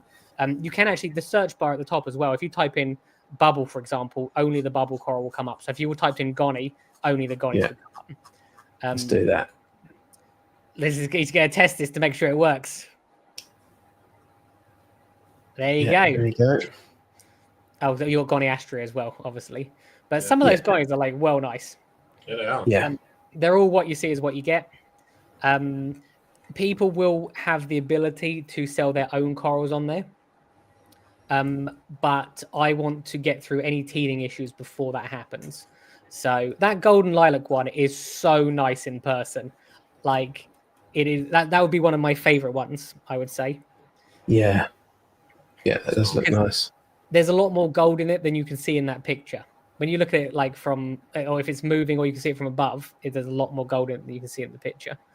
But yeah, so it is what it is. I just want to provide, and the other thing I think, if I want it to be like a place that everyone can sell coral on, like shops are welcome, and I want it to be like a hub where people go, I want to buy coral. And I know this will outcompete my own website, but if you can get enough people there, enough sellers and enough buyers, it will become like this hub where if you're looking for a coral, that's where you go. That's the first place you go.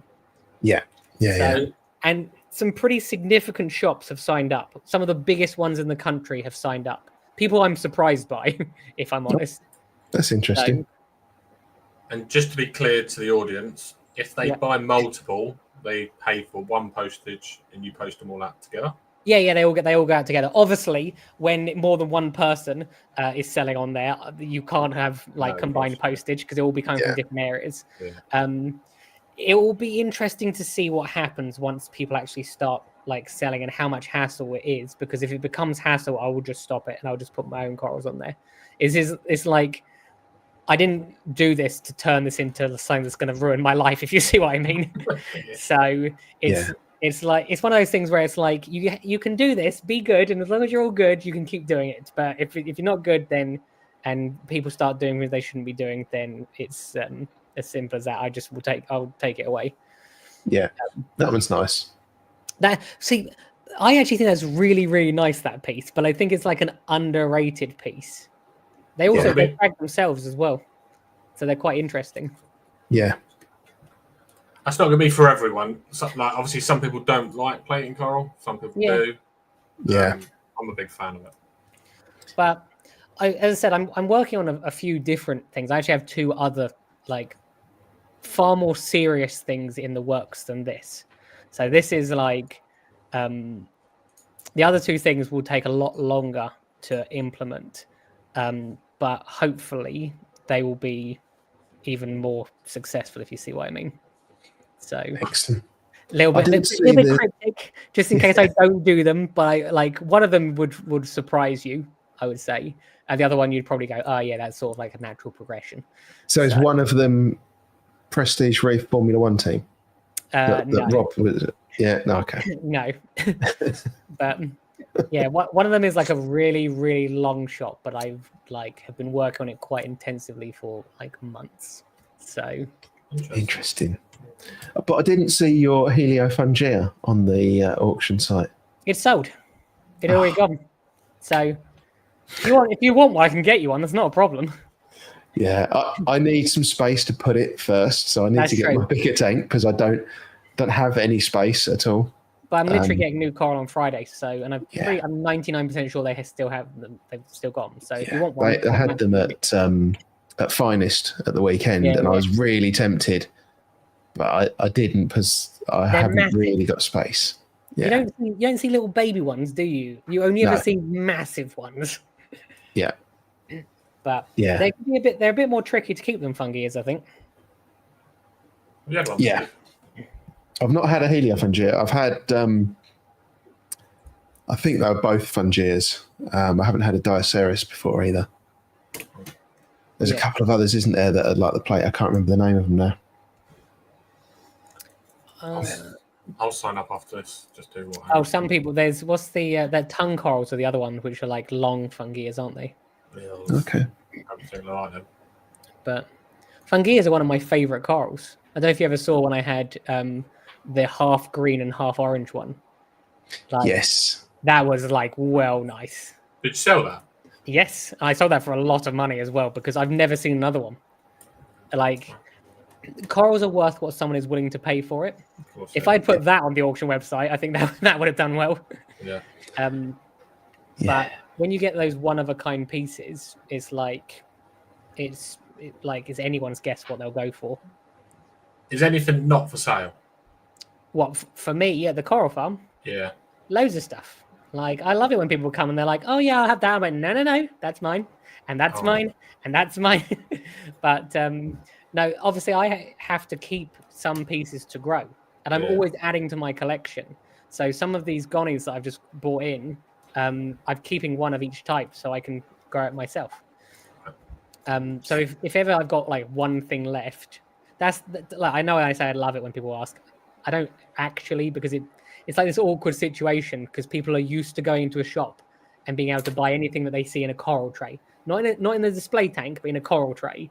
And so you've got all these corals here, and I'm going, actually, I'll be honest with you, I'm saving those gonnies for Aqua because I have to Aqua's like a big show event, isn't it? Yeah. Where people take the best stuff. So I have to start preparing months in advance. So I can't sell stuff to people if I'm planning to take it there, if you see what I mean. Yeah. So yeah, there are some things where things like watermelon chalice. It grows really slowly in my tank for some reason, and everyone wants it. I've got 4 frags of it. I would sell; they would go immediately. But that's one of the things that people want the most. Yeah, and I get they always say everything's for sale if the price is right. Tom wants to know how much for your paintings. He really likes them. This is not the first. He obviously comment. likes them. Yeah. I'm starting to get a bit worried that he's attracted to a pencil drawing. It concerns me. But I can't even remember where I bought them off. I literally just went on a website and just typed in wall decoration or something. I think it actually came from wallart.com, so you can go get your own Prestige Reef naked women paintings. So you didn't just Google naked ladies?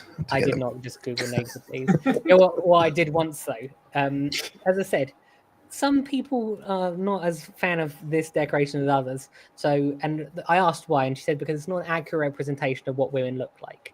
So I printed off a really, really large pencil drawing of a woman and stuck it in between them to say, look, now we're covering all body types. But that quickly came down too. So, in your farm, yeah, I've watched a few of the videos, particularly when you were setting the farm up and everything. Yeah. You have a lot of GHL equipment. Yes. Yeah.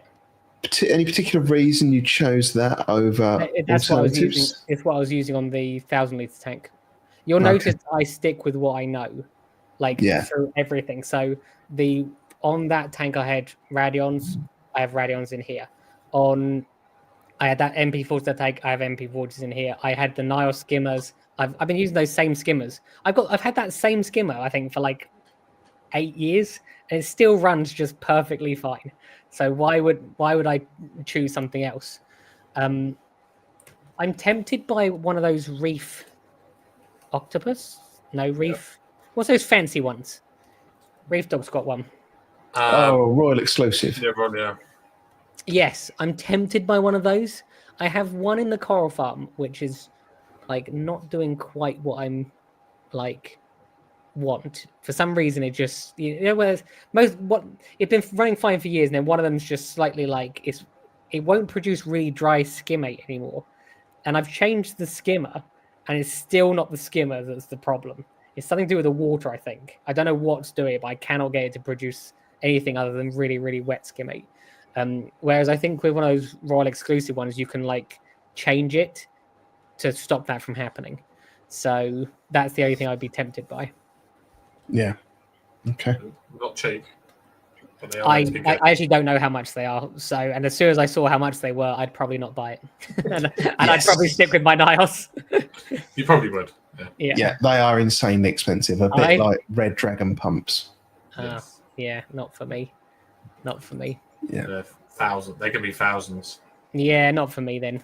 No, I'll wait for a few more weeks of auction websites and then maybe treat myself. But Well, what you need to do when Alex goes on holiday, offer to look after his Just tank nick line his. and just swap it over.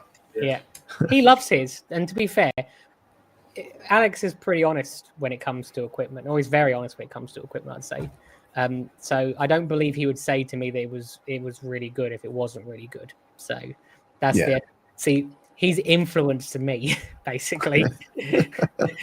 He's gone, I like this, so I'm going to, yeah. I think I remember him saying that when he first bought it, he was a bit unsure, and now it's bedded in. He's now seeing the benefit of it. Yeah. As I said, I don't know, but I'm sure he said that he's happy with it. So yeah. But yeah. So with thinking back, maybe not just the coal farm, but with your personal tanks as well. Yeah.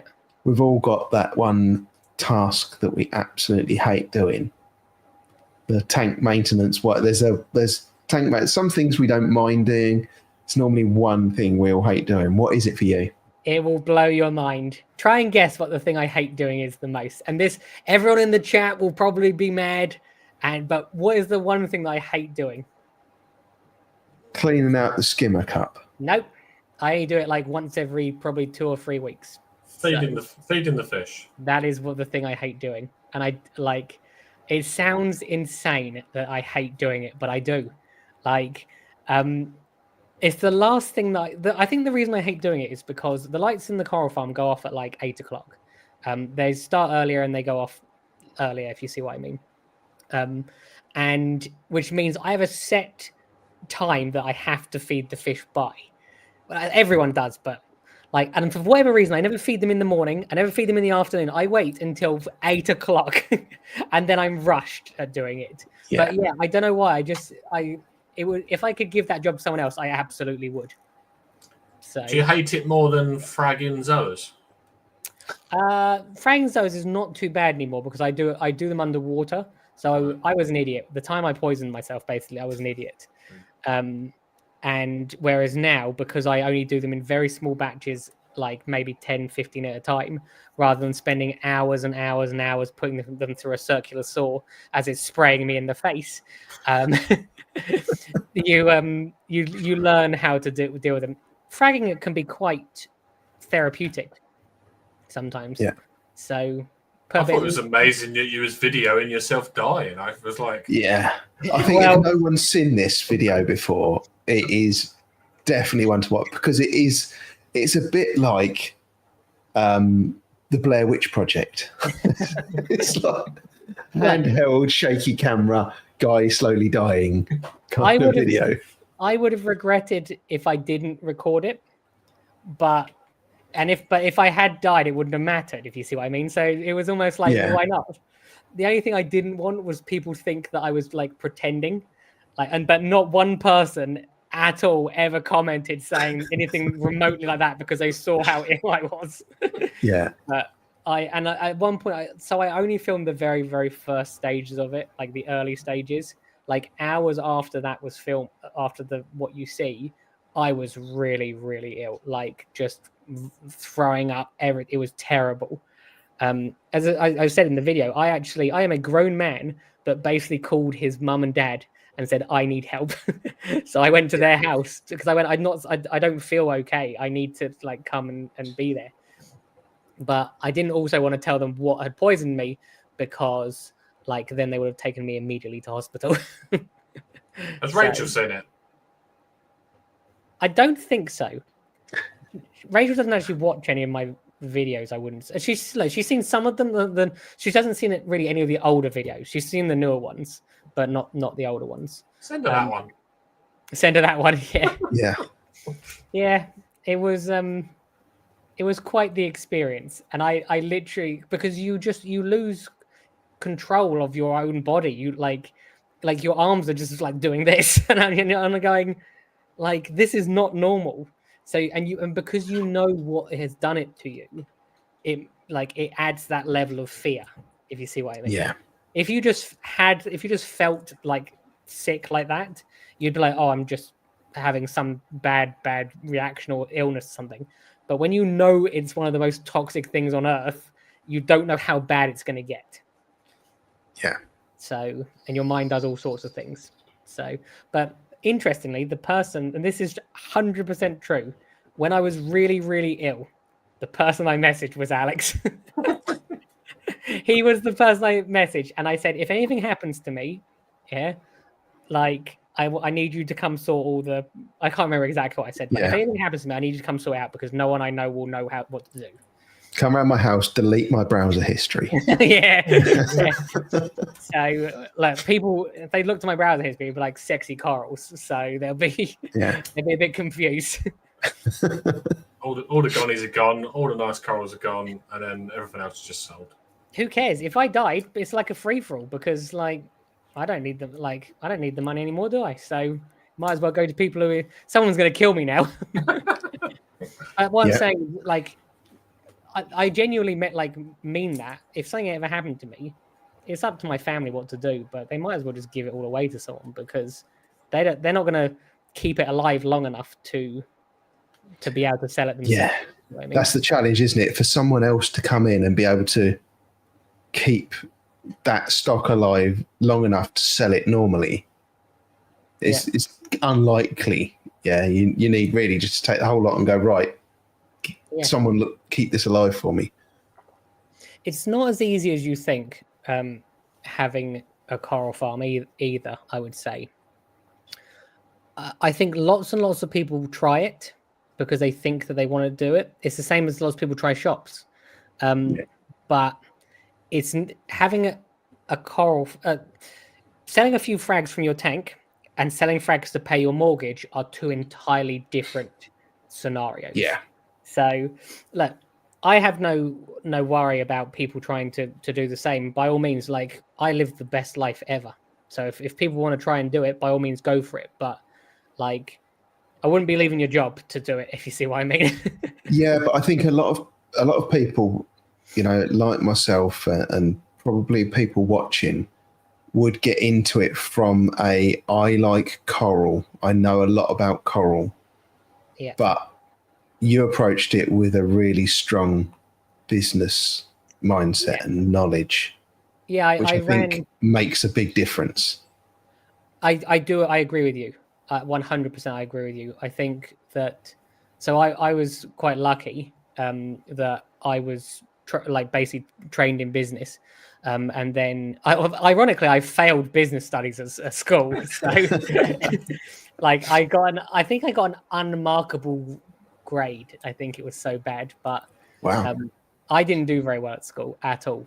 I was not easy to contain. Let's put it that way. It was difficult to get me to focus on anything. And as I said, I'm dyslexic as well. So when you combine the two things, you have someone who has no attention and can't read. So school is not the place for them, basically. But when I went and worked in a company and eventually ended up basically running that company when I was 21. It was my father's company. And he basically retired. And like, you have to learn a lot very quickly, because it was one of the largest, well, it was one of the larger air conditioning companies in the UK. We looked after about, I think, 2,500-3,000 clients, like serious people like Greg's the Bakers, H. Samuel, O2, people like that. So like, you have to know what you're doing, and that put me in a good position to do this. Yeah. So who put your air conditioning system in the garage? The company put my air conditioning system in the garage. They also did ventilation, and they also did the one in the house as well. Ironically, I do not have air conditioning upstairs in my house. So I have air conditioning for the fish, but not myself. So Yeah, you see. I would have thought if you put it upstairs, because cold air sinks, you would cool the upstairs and the downstairs. it wouldn't work like that. I understand the concept of it, but it wouldn't. You would need to have an absolutely massive, like a warehouse system to do that. But it's a nice idea, but you're gonna be very, very cold upstairs and probably lukewarm downstairs. Right. Okay. Is it true you bought your house on gold torches? Rob's asking. Not gold torches, no. But what I will say is the coral paid for the coral farm basically. Like it's I essentially I borrowed some a significant amount of money at first to do it, and then paid it off within a year. Did anyone doubt you? Anyone doubt you when you started and thought, "Oh, what absolutely! The hell are you doing?" My own dad doubted me. My own dad doubted me, and he's a very difficult man to please. My father, he's not particularly forthcoming with praise, and he would be the first person to say this. You got to do something exceptional to get him to go, "You've done a good job." And I think for the first time the other day, he sort of went, "Oh, you see, it's not so much of a hobby for you anymore. You're almost like it's like actually a business." I'm like, "Dad, I've been doing this 4 years." Yeah. So, But the interest my family, I don't think ever, like they live 5 minutes away. They have no interest in it. I think they've been in the coral farm once in like 4 years. They just don't care. So, but they do miss the tank. That 1,000-liter tank was in their hallway, and they were like chasing me to get rid of it. Just get rid of it. You've moved out now. Get rid of the tank. We don't want it. We don't want it. They have never been able to put anything else there that they like, and it's just an empty space. And now they want the tank back. Yeah, that's I think a tank in a house. There's something to your mind. It just relaxes your mind, and I think, like say, if you take it away, like say, they've probably drawn to it. They didn't even know it. I shut down the Red Sea tank before I put the Waterbox in. There was probably a couple of months before the tank went in. And the thing I noticed the most was silence. It was just like a tank creates a very little, like, even with the most silent equipment, there's still a little tiny hum of movement, of water movement or whatever. And that was the thing I noticed. And you'll know that you have that feeling too, because when you walk into your room and you can't hear any sound, that's the first thing you noticed when something's wrong. Yeah. So we know a reefer that lives near AAC actually, who plumbed up his Red Sea return and main drain round the wrong way. So it makes a horrific amount of noise. We're always mocking him for it. And ironically, his name is actually Drippy. I know who that is, yeah. And he ain't changed it. He's just living with it. And I'm like, how do you do that? He's like me. That's the sort of thing I would do. I would. I once over tightened is it a horsetail thread or whatever? I over tightened it and it just snapped it off. So water was just like pissing out of it. So what I did is I got coral glue and I put it on my hand and I held this was the middle of the night. I held the thread until it went, and because obviously the water, like as it comes into contact with the glue. I wish that picture will be somewhere. It's probably on my Instagram somewhere. That I left for probably over a year before eventually having someone else replace it. Yeah. So yeah, I'm the sort of person that one of the GHL lights is not working at the moment. It stopped working about a week ago, and I've not even looked into why it's not working. Because there's no coral in there, so it doesn't matter. The tank just looks 1% dimmer because I've got 4 lights on that tank. That's a lot of light for a 6-foot tank. Yeah. Would you say that's your one weakness in the hobby? Equipment, tech?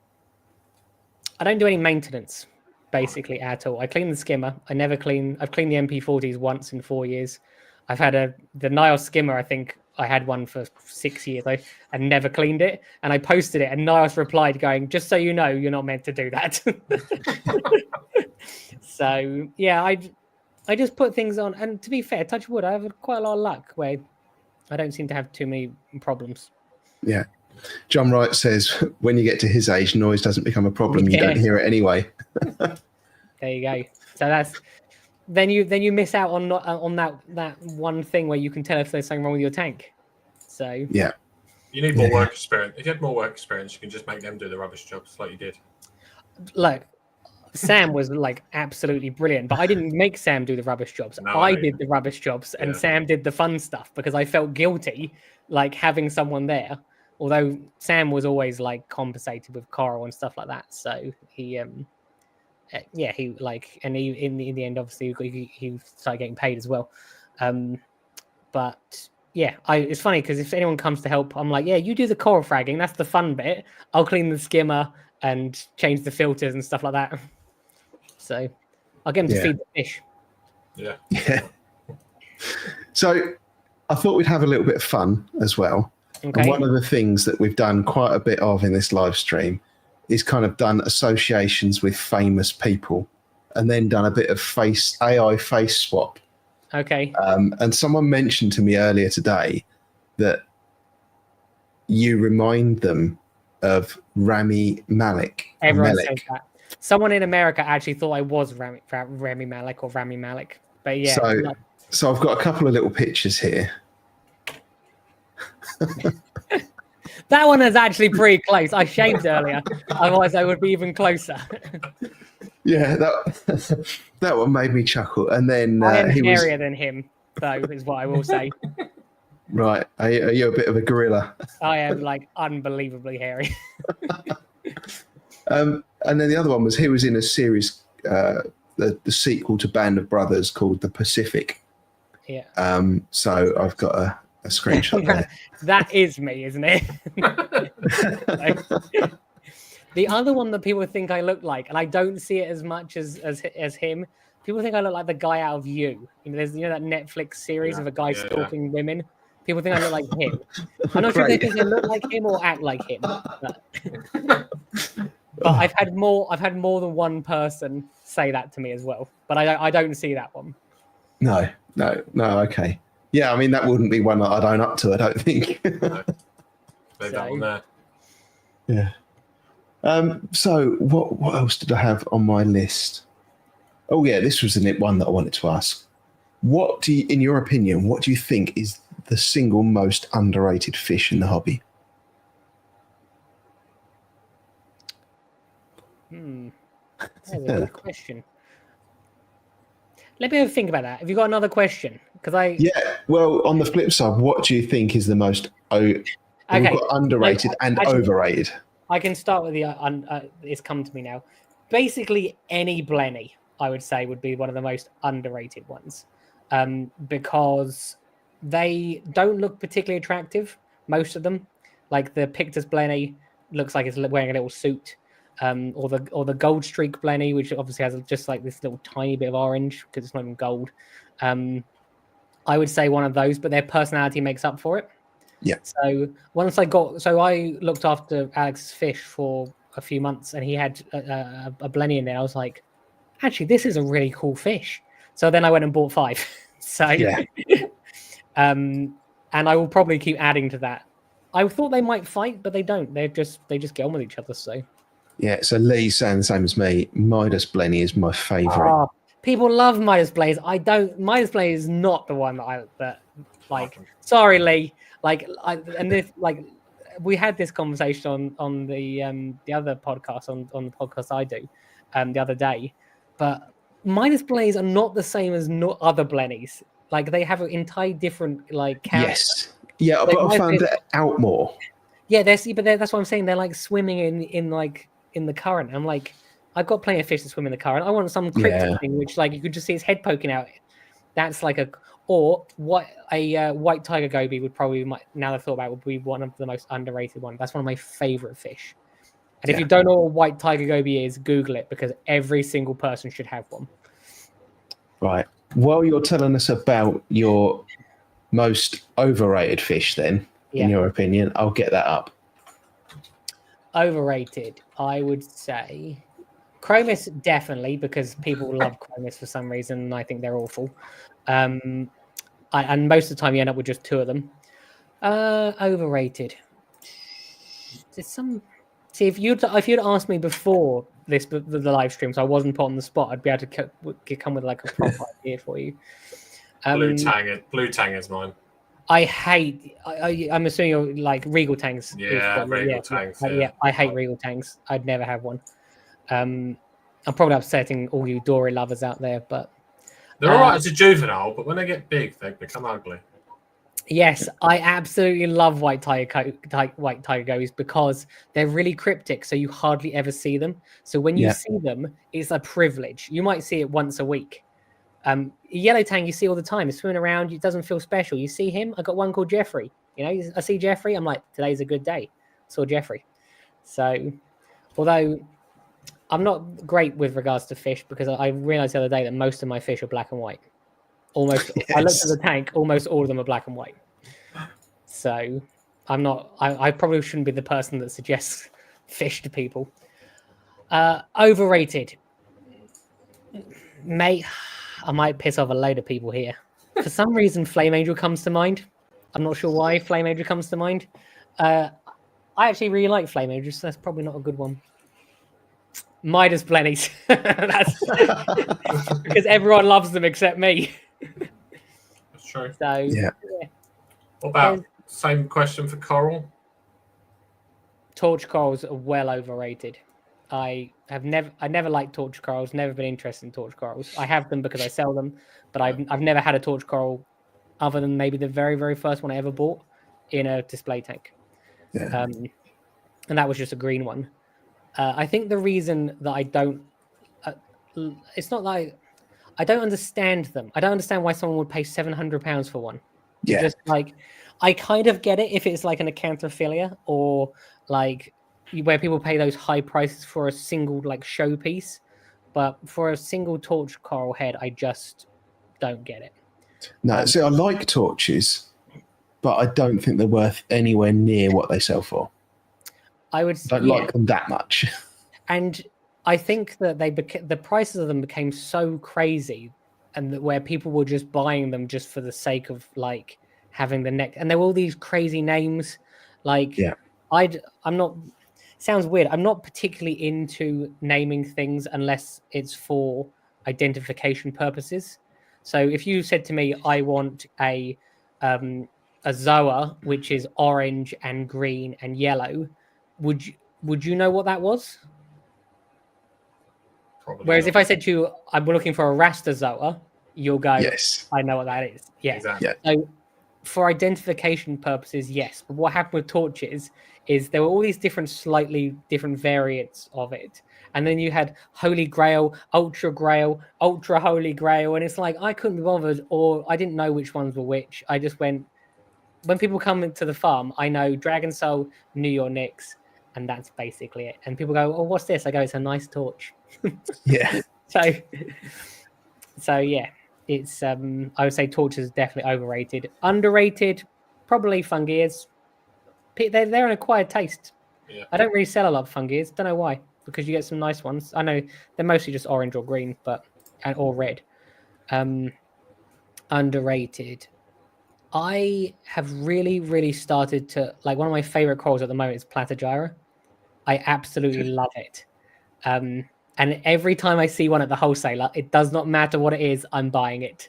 So I have 3 different types now. I've got a pink and green one, a purple and green one, and a blue and green one. So, and I didn't think that I would like that sort of coral, but I really, really love it. So, Acans for me. Underrated or overrated? Underrated. Love them. People love acans. It's like one of the most commonly asked questions that people ask for. You can't find them though. You can't find them for love nor money. It's just you can find some of the ones from Indonesia, which are like just the red and blue ones, or maybe like some green. I've actually got some which I've had for like, you can actually go back probably like 4 years, but they're so slow growing for me, and I kept 1 frag of them, and I've never fragged them again. There was a tank breakdown the other day actually where I bought 2 gonnies, and that came with 2 like really, really bright green acans. But again, I won't sell them because like you can't get them, so I might as well keep them. Take ages to grow. Yeah. One of my other questions is about, we're seeing the kind of trends like we talked about already, you know, with torches and now gonnies, and I think we're already migrating now from gonnies towards, as we were just talking about, acans. Now, do you think acans are going to be are going to take off more, or do you think we're going to move to something different? And what do you think that might be? I don't believe that acans will be the next thing, because the accessibility to them, you can't have something be the next thing if you can't get hold of it. It's like if you could get hold of them like easily, where they were everywhere, by all means, people would go crazy for them. It's the same as with the Scullies. There was like this like hunger for them because no one had them for so long. So people like they're expensive for what they are, but you get a Scully in, it sells immediately. Yeah. I reckon that because I have a WhatsApp group of sort of local people. It's got like 150 people in it, and then I have another WhatsApp group of people further afield, where I will show them new corals that come in before they go on the website, just because it's easier than uploading them to the website. And I reckon that I could sell the Scully I've got within an hour if I put it on there. But I'm going to keep it, I think, because we've got history now, me and that Scully. Yeah. So Harry had an interesting question. If you were starting this build process with your farm again, what would you do differently? I get that question all the time. I would do one thing differently, just one. I would have metal stands rather than wood ones, because aesthetically it looks better. But I wouldn't do anything else differently. The farm takes literally 5 minutes a day to run. Everything is automated. Everything.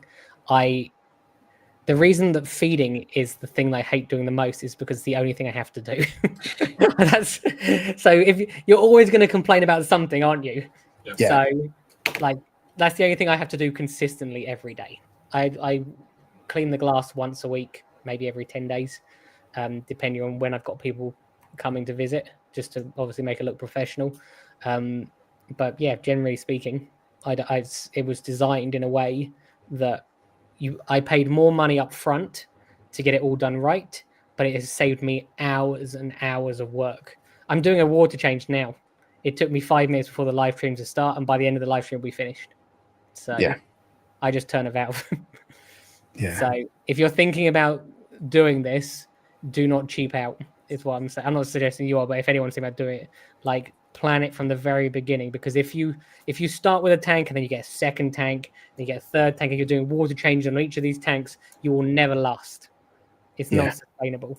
So without a team of people like in a shop. Yeah. And you were talking about changing the frame. Would you go for the extruded aluminium, or would you go for powder coated steel? I don't even know the difference between them. So I'm going to say aluminium, I think, is what I would go for. Good choice. Yeah. Is that, I don't like the idea of steel being near salt water, even if it is powder coated. Yeah, well, inevitably it finds a way in somewhere. I know there's a lot of people that have steel frames, powder coated frames, but yeah, for me, I would say extruded aluminium section.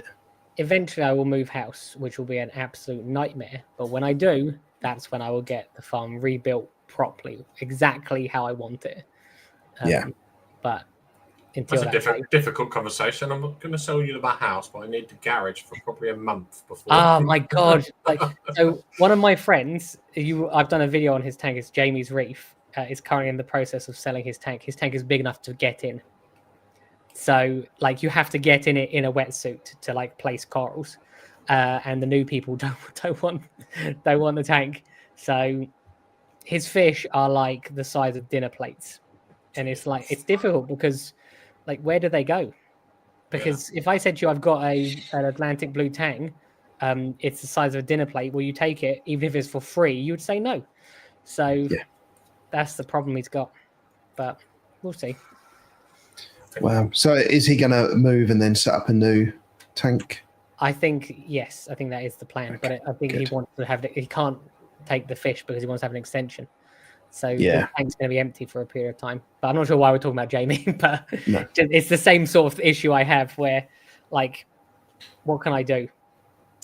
You can take some of it, obviously, but you can't take all of it. What I almost need, I need the new house to let me have access to the garage, if you see what I mean, a month in advance, so that I can set. But again, they would never do that either. So Yeah, I was really lucky when I moved here.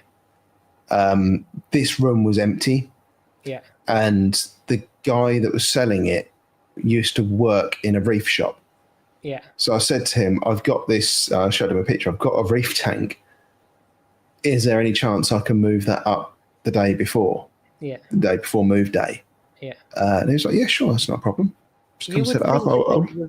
People can back out in this country of at any point when it comes to buying a house. You would think if I went, can I have access a month in advance, that they would want that, because then they know that you're not going to back out. But then again, they might back out the next line, if you see, and then they got a coral farm in their garage, so it becomes more difficult. One-armed reefer, if you're able to house them, like, by all means, send Jamie's reef a message, because I'm sure, I think he's looking at all options. So, and I'm sure he'd appreciate any help he can get. Yeah. So, big fish. Yeah. Yes. Lee has got a lot of tanks and a lot of pretty big tanks as well. Yeah. Well, they're coming from a really, really big tank, if you see what I mean. Yeah. So these are the fish get to full ocean adult size, basically. In our tanks, they're normally slightly smaller, but his fish are like monsters. If Rob was willing to add fish, he would definitely be another candidate, because he's got a big tank. I think it might be bigger than Rob's. I think it's bigger than Rob's tank. So. Right. Okay. But yeah, that's what I mean. It's like, and Rob's got all his fish himself anyway, doesn't he? No. Yeah. His has already got. I think it's 3,000 liters, but it's pretty full, definitely. Yeah. So. Yeah. Okay. Well, I think we're at that 2-hour mark. We've gone past the 2-hour mark, so I won't keep you any longer. It's been fantastic having you on. Thanks for coming on. It's been a bit different from Alex, yeah. So it's definitely been different from Alex, I can assure you. Yeah. We haven't talked much about equipment. Perfect. We've spoken mostly about me, and people love talking about themselves. So I've obviously naturally I've had a good time. but hopefully it's been interesting. I don't know. So would you come back on? I wouldn't do it every week. No, obviously. I'll be doing 2 live streams a week. Yeah, of course. But I probably would do it again. And look, for people that don't know who I am, just quickly, I have a YouTube channel called Prestige Reef. It's got like 59,000 followers. So I feel like that sort of gives me some credibility to go, look, it is worth watching some of the videos. And hopefully you might learn some stuff. And obviously if you have a look at the websites, my website, auction website, sign up, and hopefully we'll see you in the future. So brilliant. Thanks for coming on. Thank you very much for coming on. It's been really interesting talking with you tonight. And it'd be great to have you on again at some point, maybe when you're doing something new, we've got the next big thing that you're going to launch. Maybe we can have you back on again. Don't you worry. If I launch that, I'm going to be everywhere. So, right. Okay. Thanks then. Thanks a lot. See ya. Bye, guys. Bye. Bye.